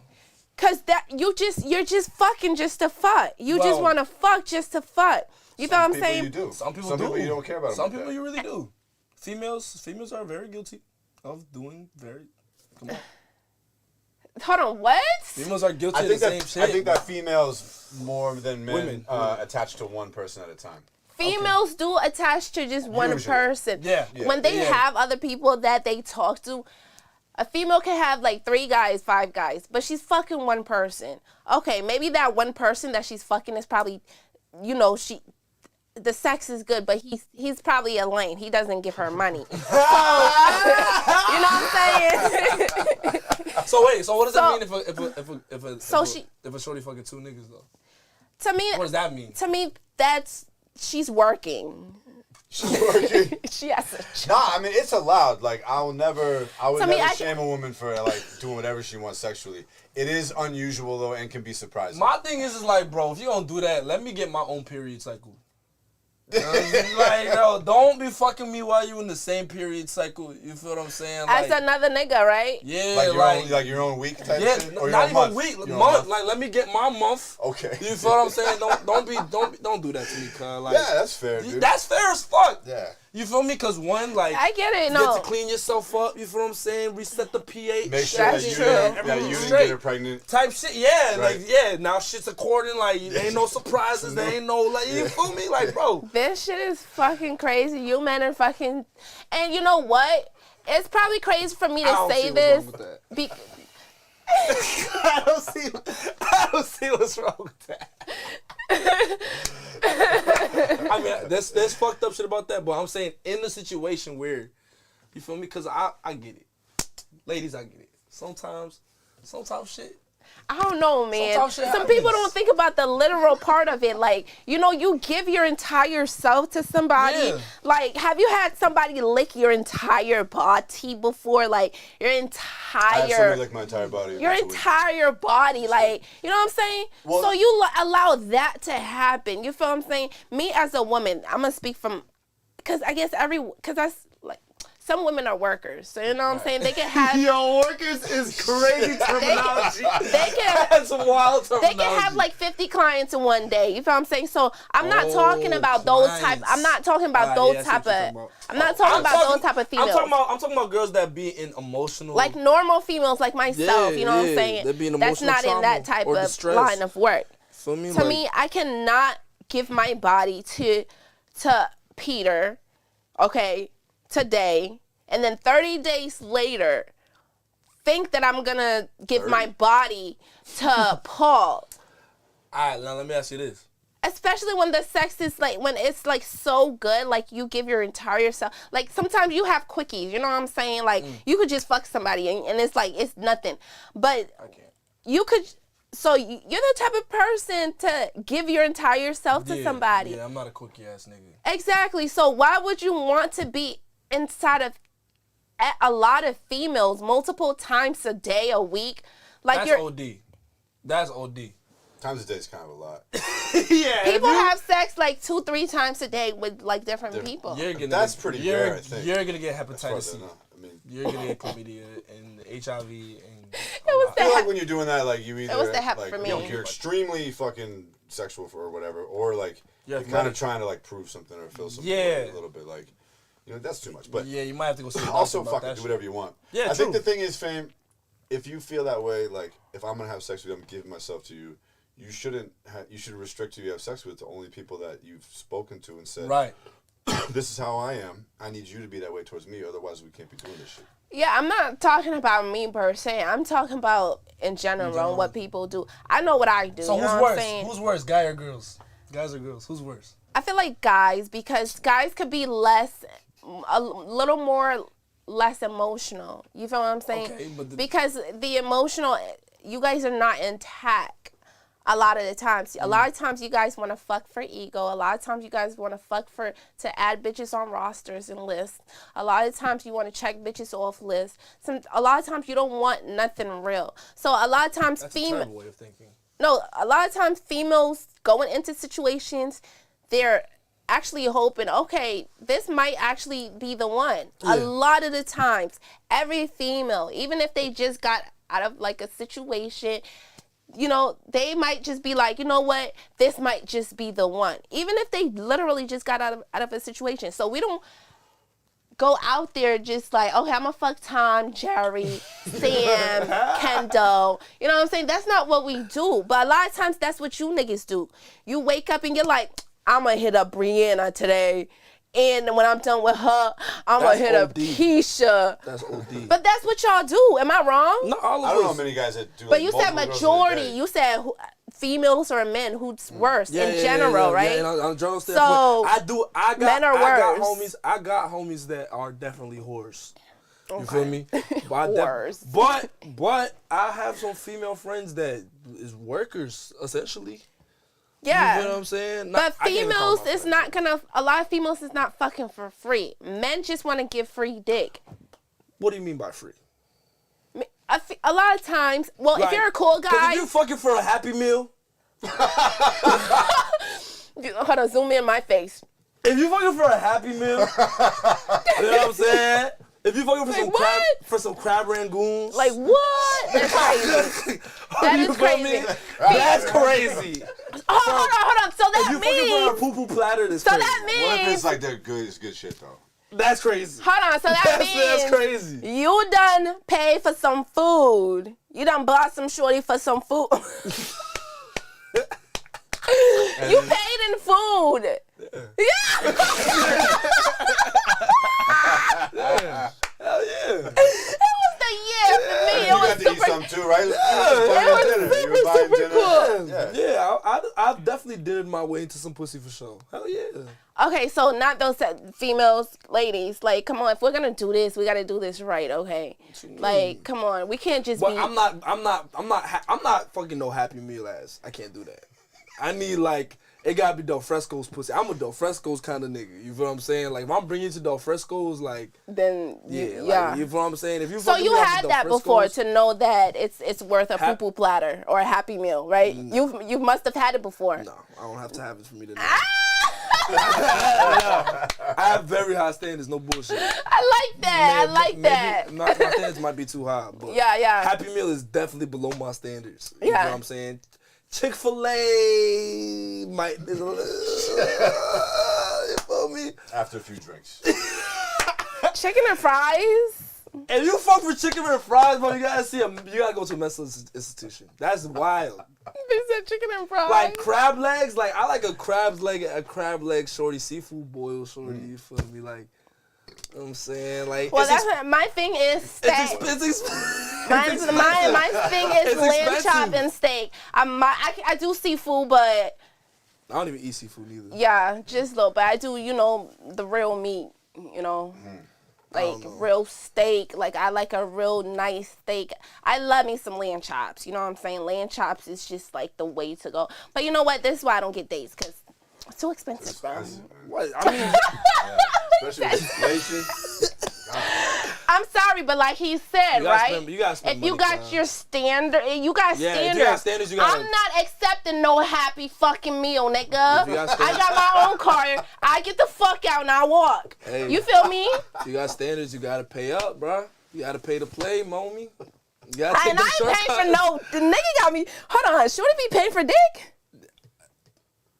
She better be old and married and rich. Hey, man. Hey, some niggas out here putting it down to get paid for. You know what I'm saying? Shit, Like, I don't blame them. and hey, listen. Have you ever paid for dick and weed? What? He was my boyfriend. Yeah! She has! She has! He was my boyfriend. She has! First of all, I'm gonna keep it. All right, look. This I is was my, dating the dealer. Does that? Wait, what? Hold on. You said have I paid? Have you paid? Like have come you smoke? bought? Come smoke. I got a Yeah, bunch like of come weed. smoke type shit. Smoked them out. You feel what I'm saying? I Like learn smoked to make- him out. Yeah. Oh no. Like I went to my nigga's crib because I okay. wanted to smoke, and okay. I, you know. And you did what you had to do to get some dope. No, not to get some dope. I wanted to smoke. I said it mess with me. I thought you were gonna be like, Agree with it. Like, yeah, no. That was my nigga. We was actually together. You know what I'm saying? Like, I wanted to smoke, and y'all niggas being niggas, so I knew what would come with that. You know what I'm That saying? is crazy. You know what I'm saying? That's fine. Me having that mindset, that was fine for me. If he wasn't my nigga, I wouldn't have gone to a nigga's crib just to smoke, knowing that he's gonna want pussy. How do you feel that you may have messed with his profit? I probably did, but that's him paying for shit now. Yo. Yeah, I mean, Right? I mean, Shit. I don't Some know. gotta give, right? I don't know, bro. I'm a strong believer in, like, you feel me? Your girl gotta support your business, dog. You feel me? Like, Yeah, I brought him clients. Like, my friends paid. You know what I'm saying? I'm not per se like no bullshit. Like, if you're my man and you sell weed, if I'm gonna buy weed off of you, I'm gonna go to the streets and buy it, because it sounds Why? crazy. Why am I gonna buy weed off of you? for us to have money in my pocket so I can make more decisions that are gonna advance But if us. you smoke, you're a smoker. You're a smoker that sell weed. Yeah, that's kind of. So I shouldn't be taking nothing from you, because what you're smoking is what I should be smoking too. You know what I'm saying? What if you want to take your own bag home or whatever? Like, I mean, yeah, I've had him like charge. Like, the thing is about me, I'm like a real bitch. So even if you don't. Not like a bitch in a sassy way, but like I'm a real, like I'm a dog. I'm a whole dog. You know what I'm saying? So you know how to get it. Like, yeah. So if knowing that's what he does, I might not give you the $80 to $100 for that seventh, but I'll probably give you like $50 or $40. Yeah. You know what I'm that saying? makes sense. Nigga, So he I'm not gets- 'cause he paying didn't you pay for 80 weed. he didn't You're pay not 80 paying the for quarter, pussy either. Right? So you give Are him you paying his for money back pussy? in No, a- and in I'm a not profit. charging In you to ways. pay for pussy. In ways though, like you're expecting dinner, like. You But want that's half what your comes rent with a paid. relation. That's different if we're in a situationship. Situationship? A Wait a minute. Right, because you That's niggas don't like to say that's if you're with a relationship female. You niggas don't like to say when you're exclusive, because a female will ask you over and over, are we exclusive? Are we really together? Are you fucking with Jessica? Are you done with her? You say yes, but you just be like, you're not telling, you're That's not a liar, saying. though. Yeah, That's a you lie. can't lie. Niggas, I'm cool with bro, this we situationship. have to be different, cuz. Niggas We be cool cannot with this We can't be situationship. lying. We can't be It lying. works. If she asks you if you're done with Jessica, don't answer the question. Deflect. No, I'm playing. See? Exactly. Be honest. Exactly Be why. honest. Just be honest. Be honest. Yo, bro, the power of being honest, the truth will really set you free. It does. You feel me? Like, now I've been with guys that excuse me, that's had girlfriends because they were honest. You feel what I'm saying? To me, it's like, okay, you're a good guy. Yeah. You know, we've been hanging out, and you're honest with me. Yeah, you're honest so about now, it. what am I supposed to do with that? You feel what I'm saying? Stop fucking with you because I want to be a good woman. True. No, it's going good. I'm sorry for her. You feel what I'm saying? As a woman, you know what I'm saying? It's fucked up. Yeah. But when something good is going and he's honest, what can you do? Yeah. you can't go wrong with that. He's not being honest to her. Probably And not. that sucks for her. That sucks for her. But that's it. I'm not her, so.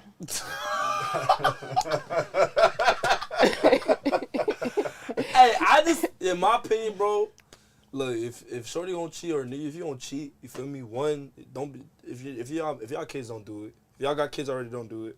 If y'all married, don't do it. But yeah, don't fuck with a married man. That's just a no. Bro, like you feel me? Like I just. And if you find out he's married, bitch, it's not too late. Stop fucking with that nigga because it's just bad luck. Yeah, it's terrible luck. You get into a big situation. Bro, you fuck around, mess up some shit. You might fuck up that nigga's finances. You feel me? Everything will get split down the middle. Kids, yeah, it's fucked up. It's like, crazy. Then you're like, because you can definitely like go around feeling like, well, whatever. Like, who cares about their other partner? Like, this is better than that for them. And all right. That. When you got kids involved, That's then you're fucking with those kids. Yeah, you're fucking with the kids. Really you're fucking with the kids much. No. I just think it's so hard for like both sexes right now, men and women, for us to be like, bro, we got IG and Twitter. You know what I'm saying? Like, bro, you're seeing new shit every fucking day, nigga. It's not like back in like this. You feel what I'm saying? The Great Depression where the bitch that you're around, the people in town is who you with. You feel what I'm saying? It's much more. I feel like it's much easier to stay exclusive that way because you're not being exposed to different shit. You feel what I'm saying? But now, bro, what? You're seeing new shorties on the internet. It's hard to stay in relationships. That affects relationships because now you've been with this woman for like maybe a few years or whatever, and things are going great. And you once thought she was the hottest person on this planet, and now you have access to, all these social platforms. And a lot of these old heads, like these niggas that are like 50, 60 years old, that's exactly what's happening. You know what I'm saying? They're like, cheating on their wives, not because of the women in their neighborhood, but because it's like, damn, look at her on Instagram. or 97K. Yeah, you feel what I'm saying? And she has her ass out. I'm gonna buy her Happy Meal and fly her out. And that's what they do. That's exactly what happens. They fly bitches out, buy them Happy Meals, and relationships get fucked up. You feel what I'm saying? That's crazy. Social media, the internet is like, a disease. Have you ever been flown out? The internet is a disease,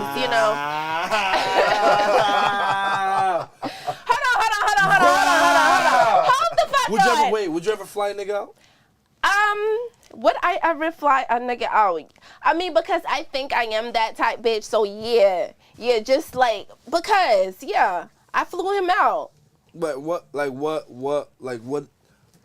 is the criteria he has to fill for him to be flown out? He has to, for him to be flown out, first of all, for me to fly anybody out, I have to be like, fuck with him, I have to have money or whatever, Okay, Be a big person. I'm saying that's already... And he doesn't, because otherwise he's flying facts. Yeah. Oh, no, I'm not flying no broke nigga out. Why would you even fly him out then? Rich guy ain't not flying out. He's flying himself. What you talking about?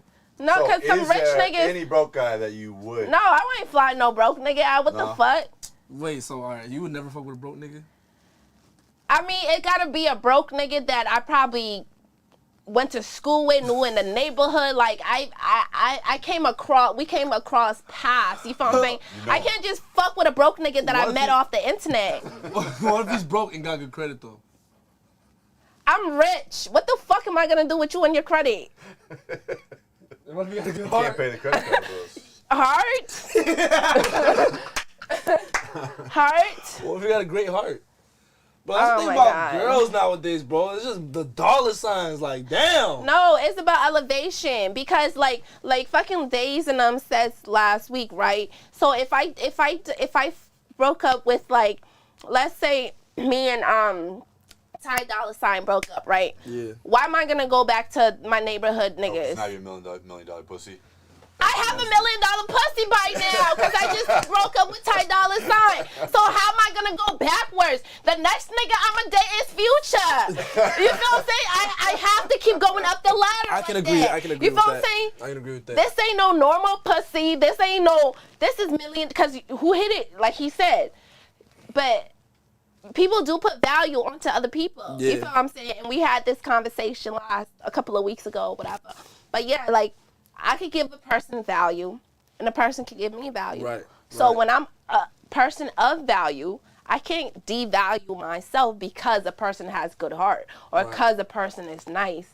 No, you're broke, and that's that. I don't see no below that. And I'm What if he's broke, but he's just known for fucking bad bitches? Then I want nothing. Why am I flying your dirty ass out? Nigga, like I'm saying, like, every shorty that fuck with him, because you talking about value, you know what I'm saying? Like, you know what I'm saying? Value is transferred. So what if he's a broke motherfucker, but he's just known, like, you know what I'm saying? He just charms every bad bitch. He can probably fuck every bad bitch, but he still gotta be rich. Then that's value. He rich and he fuck all the bad bitches. You still broke and you fuck all the bad bitches. Let me ask you this. Would you rather him be rich and unfaithful? Or broke and faithful as fuck? Nope. I want him to be rich and unfaithful, bitch. I want to be crying. When you cheat, bitch, fly me out to Dubai so I could cry on a yacht. The fuck? You broke and you cheating? No. I want a fucking unfaithful, the game is finished. rich nigga. Like, I'm sorry. The game is finished, I'm sorry. The game's not finished. You're African. You should know this shit. In Africa, when you want to marry a girl, what do? You pay a dowry. You buy that girl. You actually pay her parents for it. So this ain't nothing new. This is just modern day shit. It's updated shit. You know what I'm saying? This shit's fucked up. It's been this way forever, bro. Women like power, men like beauty. Like, that's the primary thing. That's it. If I'm beautiful, you got money and power, we go. We are an item. Like, we're an item. What if you look good, you can't do shit? You're rich enough for whatever shit it is needs to be done. It's gonna be done. You feel what I'm saying? Because that's why you fucked with me. You didn't fuck with me because I could cook. Nigga, you saw me at the fucking party because I look good. I wasn't cooking. You feel what I'm saying? I wasn't cleaning. Now all of a sudden you want a bitch that could clean and shit. You wasn't saying all of that shit. Because I missed that. I wouldn't have to sign up for this shit. I don't cook, I don't clean, nigga.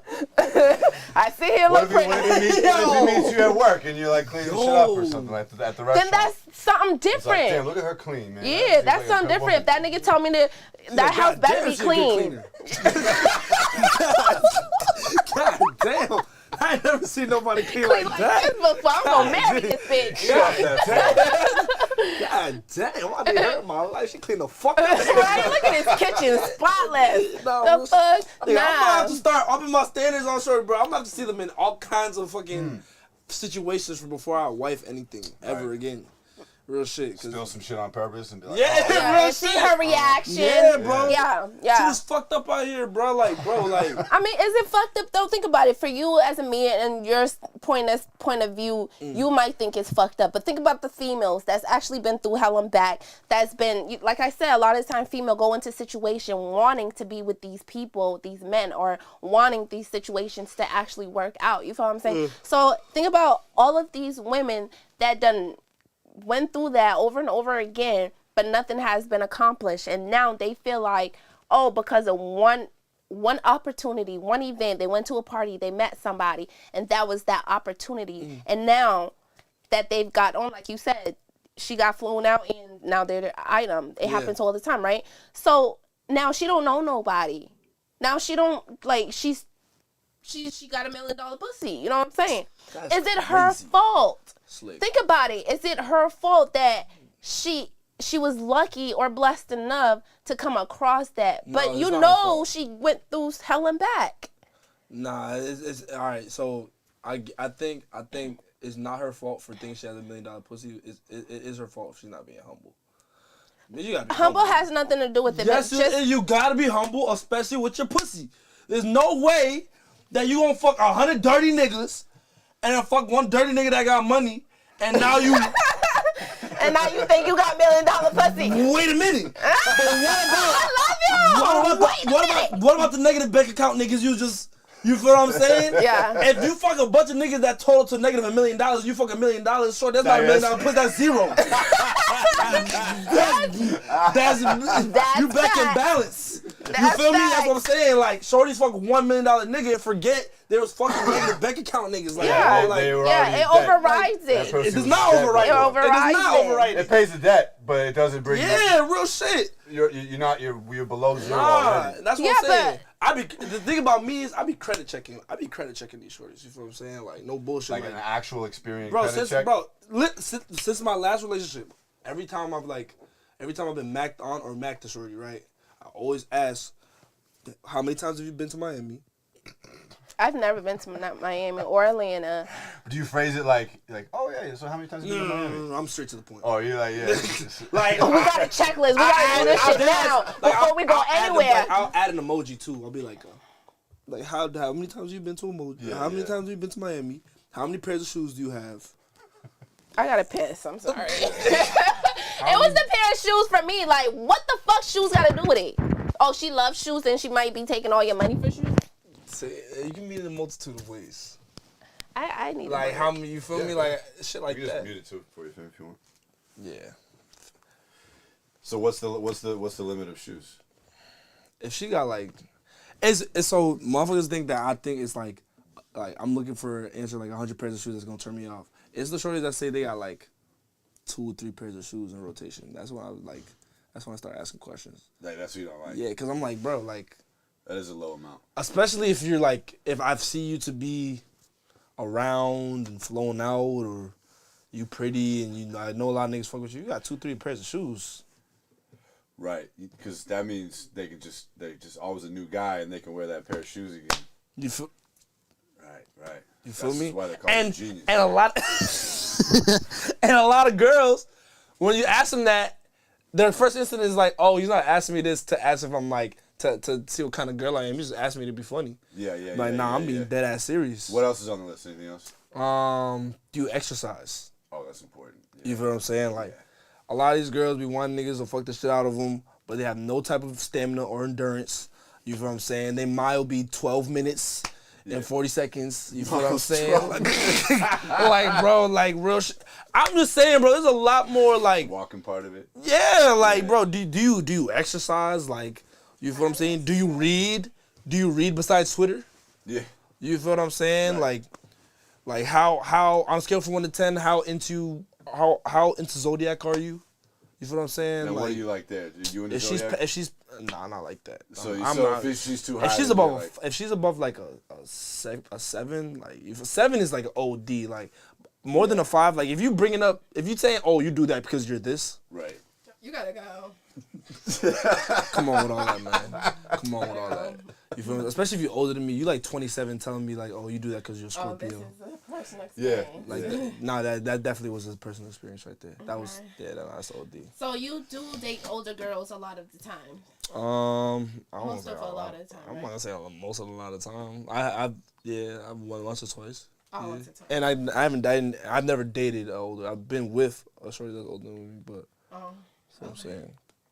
But and that experience is always tricky, or I feel like that's an odd dynamic. It's a very odd dynamic. Do you like being with older women?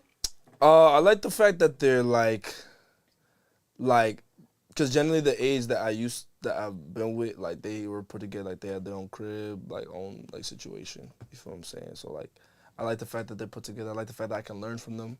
You feel what I'm saying? Because that's a big thing for me. Like if I can learn shit from you, then like I'm bound to be that much more interested in you and shit like that. Nice.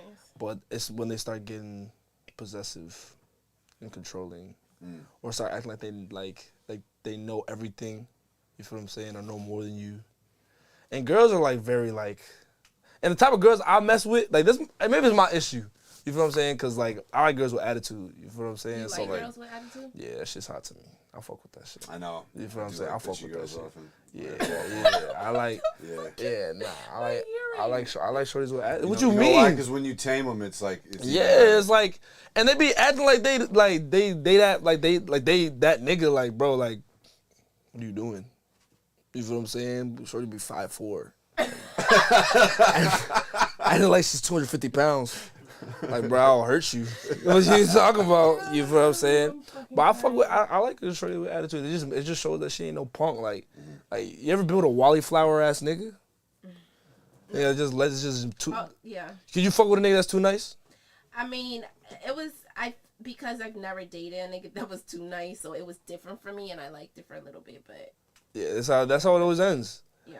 Feel what I'm saying? Like, shorty will fuck with you. If you too nice, shorty's gonna fuck with you for a little bit. You know what I'm saying? Then you're gonna come across a thug, and she's gonna go back to how it normally is. Not precisely a thug, just a guy that could, because for me personally, I think I like masculated guys, and not just physique wise, but like in your responses. So if you're going tit for tat for me, to me that's unmanly.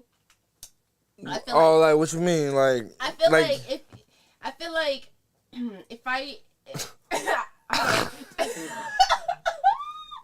so I feel like if I say there's an argument stirring or whatever, and you know there's an argument stirring, you know what I'm saying? We both know it's coming. Whether or not I'm, pursuing the argument or not, I think as a man, your goal should be to diffuse, and just shut the whole shit down, either by addressing the point or like addressing the point, getting straight to it rather instead than of if I'm like. If I say something petty and you ride off of that shit that I said, that is some bitch ass nigga shit. Females as fuck, and if I can't respect a nigga, I cannot be with. That's real. I swear to God, because like I said, I like a masculine guy. So, and I do have a lot of attitude, and sometimes, but I'm a really loving person. I love really hard, and that's why I'm an asshole. But once you can. Put me in my place. I find that so hot and sexy, because it's like, as a female, you have to be a certain type of dominance, you know what I'm saying? And be a certain type of way due to society, to be able to win or be accepted or whatever it is. You feel what I'm saying? As a woman. Would you still be able to be with your nigga if you saw him get beat up in front of your family? By one guy or by another nigga. Family. That's the whole extra. How about just like you're out? You and your girls. You're out at the bar. If he got beat up, bad. I'm not gonna like on camera. On camera. Oh, we got knocked out. I'm not gonna leave my. You're a liar. That's not. It's gonna be a little bit of a turn off, right? It's a little bit of a turn off, right? No, that doesn't make him bitch though. Like he didn't like. It's not like he didn't want to fight or the person had to sneak. He tried and he lost. You know what I'm saying? If he tried and he lost, that's fair. What do you want him to do? What do you? That's rough though. Like that you gotta go get a gun, though, right? That is disappointing, right? I mean, for me, if my niggas fighting, I'm the type of he getting knocked out. I am from Dorchester, so my niggas swinging most likely like I'm swinging. Like that's just I'm from Dorchester, baby. Like I'm sorry, I'm a sweetheart, and I could you know what I'm saying? I can put on that front for you, but I'm really from Dorchester, so if my nigga got a problem and we already sense it, if he's about to fight 9 times out of 10, we both know what's bound to happen. If he get knocked out though? If he gets knocked out like this, I mean... If he get knocked out and then the nigga that knocks him out tries to mac on you after. Yeah. Wait, to me, they better not. But he's your type. What if it was this? You guys What if it was this? You're out at a bar. One guy starts kicking it. You're there with your boyfriend. Your boyfriend's like in the bathroom or he's over there. The nigga that's talking is a nigga that you used to fuck with. Okay. And I liked him a lot. No, let's say it's a new guy. Let's say it's a new guy. Bet. And he's and you find him attractive. Okay. And he's talking to you, but you're like, nah, I'm my boyfriend. And your boyfriend comes over and he's like, hey, get the fuck out of here, bro. Right. And they fight. Mm-hmm. Your boyfriend starts it. Mm-hmm. And he loses. And he gets knocked out. Are you kind of taking a second look at the other guy? Yeah, you know, you're kind of like, oh shit, you fine as fuck in your fight.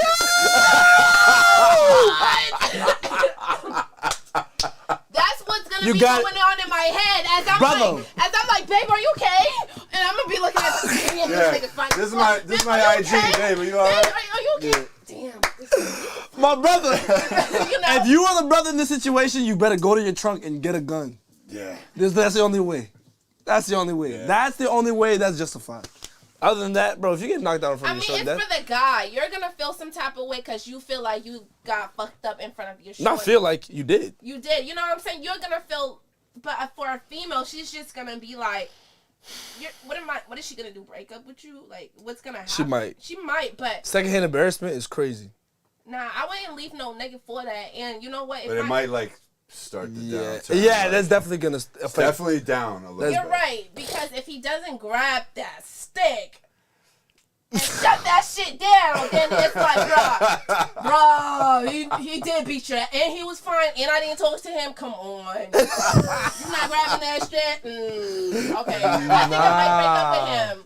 That's wild. Because you can't protect me after that. Yeah, that's true. You can't protect me after that, and then you can't even go get the pull that you probably rapping about. True. So So, bitch, I'm leaving your motherfucking ass. I might go back into that part. Are you okay? I think I see a scratch right here. It ain't gonna be on one of my beats. You know what It ain't gonna be on one of my beats, cuz I promise you that. I promise you. If you get beat up and you talk about poles, bruh, and you rap that, it's not on my beats, bro. I'm taking everything back I ever gave to you. That's what every nigga who ever rapped about a gun on one of my beats actually has a gun. I promise you that. It would not get beat up in front of his girl. I saw a bad one. The guy getting beat up in front of his girl. Check this out. You guys want to see it? Oh my God, yeah, I do need to see it. It was rough, dude. Hold on, let's I take a mean, second. like, what do you want That's guys like to do, though? that's top 3 worst things that can happen to you as a man. That's so bad. What would you do if you get beat up? I'm not getting with beat up your in front of girl? my girl. I mean, they might beat this 7-foot nigga who just eats weights for a living. You eat beats for a living. He eats weights for a living. Okay. So that's his. That's if he's 7 foot, I gotta shoot him. Oh, he's about to. Oh yeah, he's about to get knocked the fuck. He about to beat that black nigga's ass. No, he's not. If that black nigga loses, see. Oh! Surprising, right? Ooh. That's embarrassing. He said one hit. Yeah. Dude got crumpled. And she's white, and she's with a black guy. She was talking mad shit to him because she had her boyfriend in the car. He came That out was black. and got fucking destroyed, dude. Hold on, I'm gonna put it back. Look how he drops to the ground, though. He dropped like a sack of potatoes. He's a goof. Salad, move him back a little bit. Yeah. Oh, he said one hit. Yeah. One hit. I'm not going out like that. Oh, that's so bad, dude. Bitch said no, Brian. Focus. Now she wants to be a Karen. Tap on the phone, on the screen. Tap the screen. You gotta shoot him. You have to shoot him. Right? Dude, the guy's fucking half asleep. Look at him trying to get up. Stumbling around, and she falls back down. Oh, hell no. You gotta shoot him. He can't even get up. How you Yeah. gonna shoot him? He's a goof. He's fucked. She's white. That's Look, why he she's fell with down him. again. I can never be with a nigga like that. Oh, You gotta shoot him. it's so bad, dude. Bro, if you get knocked out in front of your girl, bro, it's over, bro. It is, dude. You gotta start a new over. relationship. Hey, I would want to you break might have up. to move. I would want to break up. I'd be like, You I'm may gonna go have to find a move. different girl that doesn't know about Depending, if your homie seen That it, would be fucked gotta up move. if Gotta you get wanted out. to break up with me because you lost that fight that I saw. that. Yo. I'm gonna call you a bitch ass nigga Mm. because you want to break up with me for that, and I didn't initiate the breakup. Because eventually you're gonna break up I'm with gonna him. bring it. I'm gonna Right? bring it up. That's why you got fucked up. Yo! And this is why, like, bro, like, see, if you say that to the wrong nigga, he's gonna black. Yeah. All he's gonna see is red. He's just gonna remember Right. time he got that beat he up. got fucked up because of you. Yeah, and now he's gonna try to put his hands on you. Yeah. You feel what I'm saying? And then you're gonna say again, like, don't beat me up. I'm not that nigga. Yeah, you And got it all is- this energy with a female. You didn't have that shit with that nigga, right? Bro. Pussy ass. Bro, and this is why you see domestic violence in the news. No, that's literally why. Like You we saying it's literally their fault? No, it's both. Because if he didn't get knocked out, his ego wouldn't have been hurt. Right. You feel what I'm saying? But Like he should have known his limit.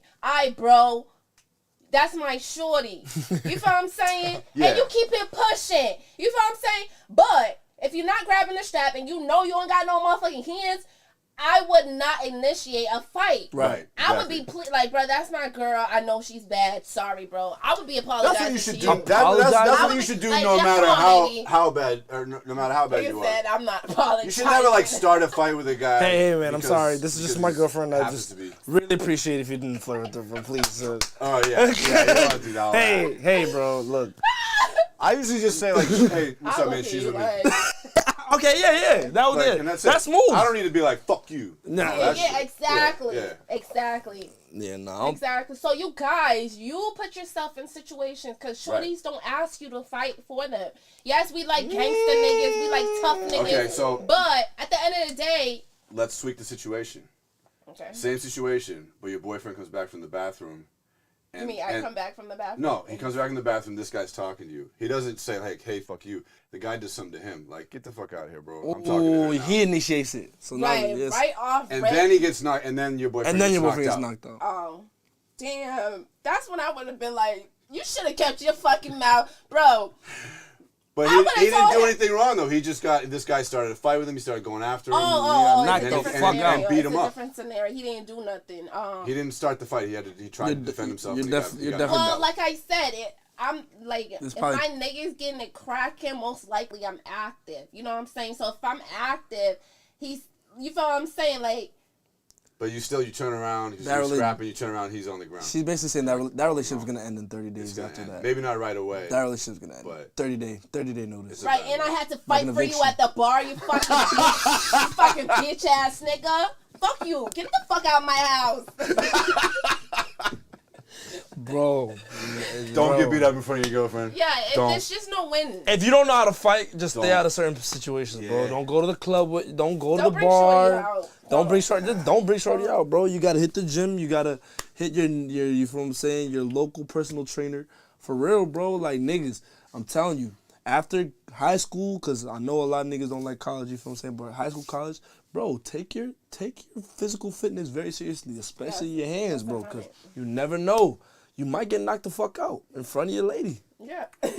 Honestly, yo, and it's not even just pride either. Like when you're a grown man, and fist fights are life and death. Yeah. Because you can get knocked out and hit your And- head and be die. really in big trouble. You can die. Yeah. You know what I'm saying? You can never bro. If You don't want that to happen. The wrong nigga hits you in the temple, bro. You might not ever come back from that. Yeah, or your jaw's broken for Oh, 6 God. months and all type of shit. Like, you don't want that shit. Nah, you don't. I'm like, it's serious, bro.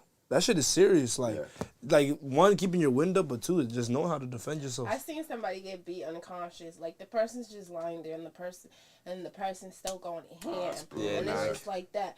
But when niggas is in black mode, all they see is motherfucking red. Yeah, nah, niggas be wanting to get. I don't know. I just be there like, damn, what could they have done to make them niggas that mad? Real shit. Some people don't do shit. Some people do the minimum or barely nothing, but people got anger issues too. So It don't always be anger. Sometimes you gotta make an example out of a motherfucker. you do. I'm that person too, and I feel like it's anger too, because I feel like I'll lash first and be like, "Fuck, bitch, why did you do that?" Yeah, nah, I'm like that too. You know, definitely. like, I be getting passionate. Do that like that. You didn't have to do that. Sometimes you gotta OD. Like when I've had a few like interactions where I've definitely reacted way more harshly than I've had to. You feel what I'm saying? Like, and like even probably fucked up a friendship or two. Like, you feel what I'm saying? Like taking a fight too seriously, or like being pissed off in the wrong moment. You feel what I'm saying? Like my thing is like when I wake up in the morning, like just leave all the joke shit until after 1 p.m. You feel what I'm saying? Like real shit. Like don't.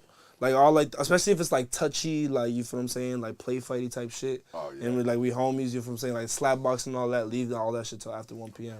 Real shit. Cause if you fuck around with, especially if it's a dead in the morning, bro, I can't be liable for what the fuck's gonna happen. Yeah. Real shit.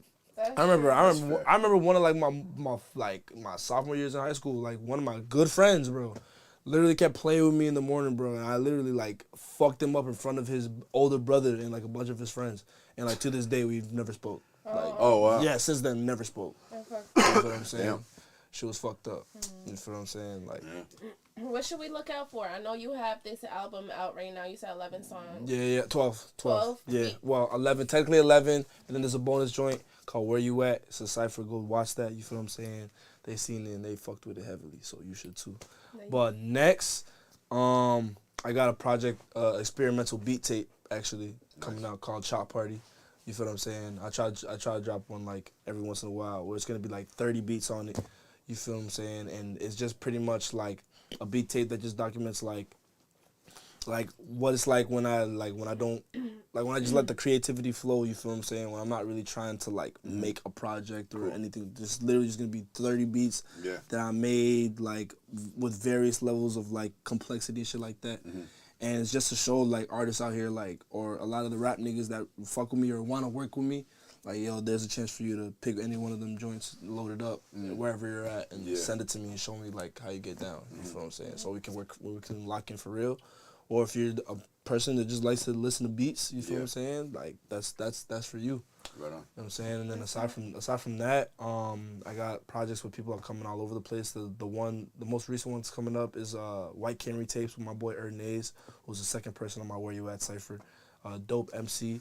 I'm working with a multitude of dudes, Eastside Sheesh, Maystar, a lot of different people. You feel what I'm saying? So I'm just happy to be here, man. Shout out to Sound Lab. Shout out Elevation Records, man. Shout out to y'all. Shout out Under Construction. Shout out Lowell, Massachusetts. Shout out to 978 for real. Yeah, bro. Shout out to you, bro. Yeah, this thank you. Fun, this was fun as fuck. Yeah. This was fun as hell, yo. Y'all are funny. Y'all are mad funny, yo. Y'all are funny as hell. You were a great guest, man. You were a great guest. Anything, any more music you want to play on the way out? Shit, yeah. Fuck it. Let's plug in. Let's do it, y'all. Put the camera to me.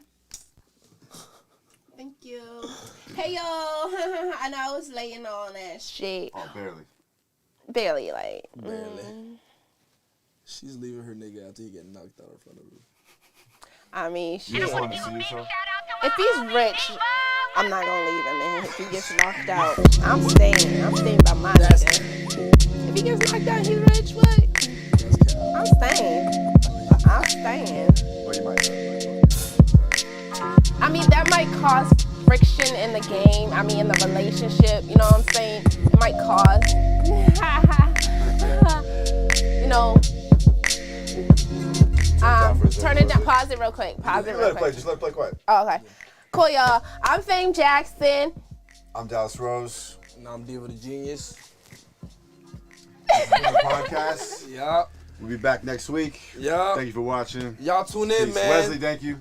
Wesley. Yeah, shout out Wesley, man. Love you, baby. Gang. All right. Word. Thanks, Devo. Yeah. Till next time, y'all. Peace. Yeah, this is a vibe. It is a vibe. Yeah, thank you.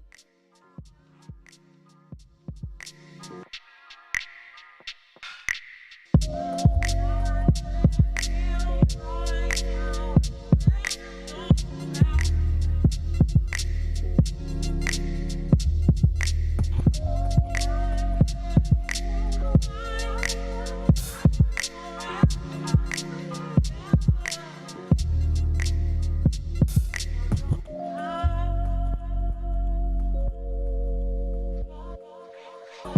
you.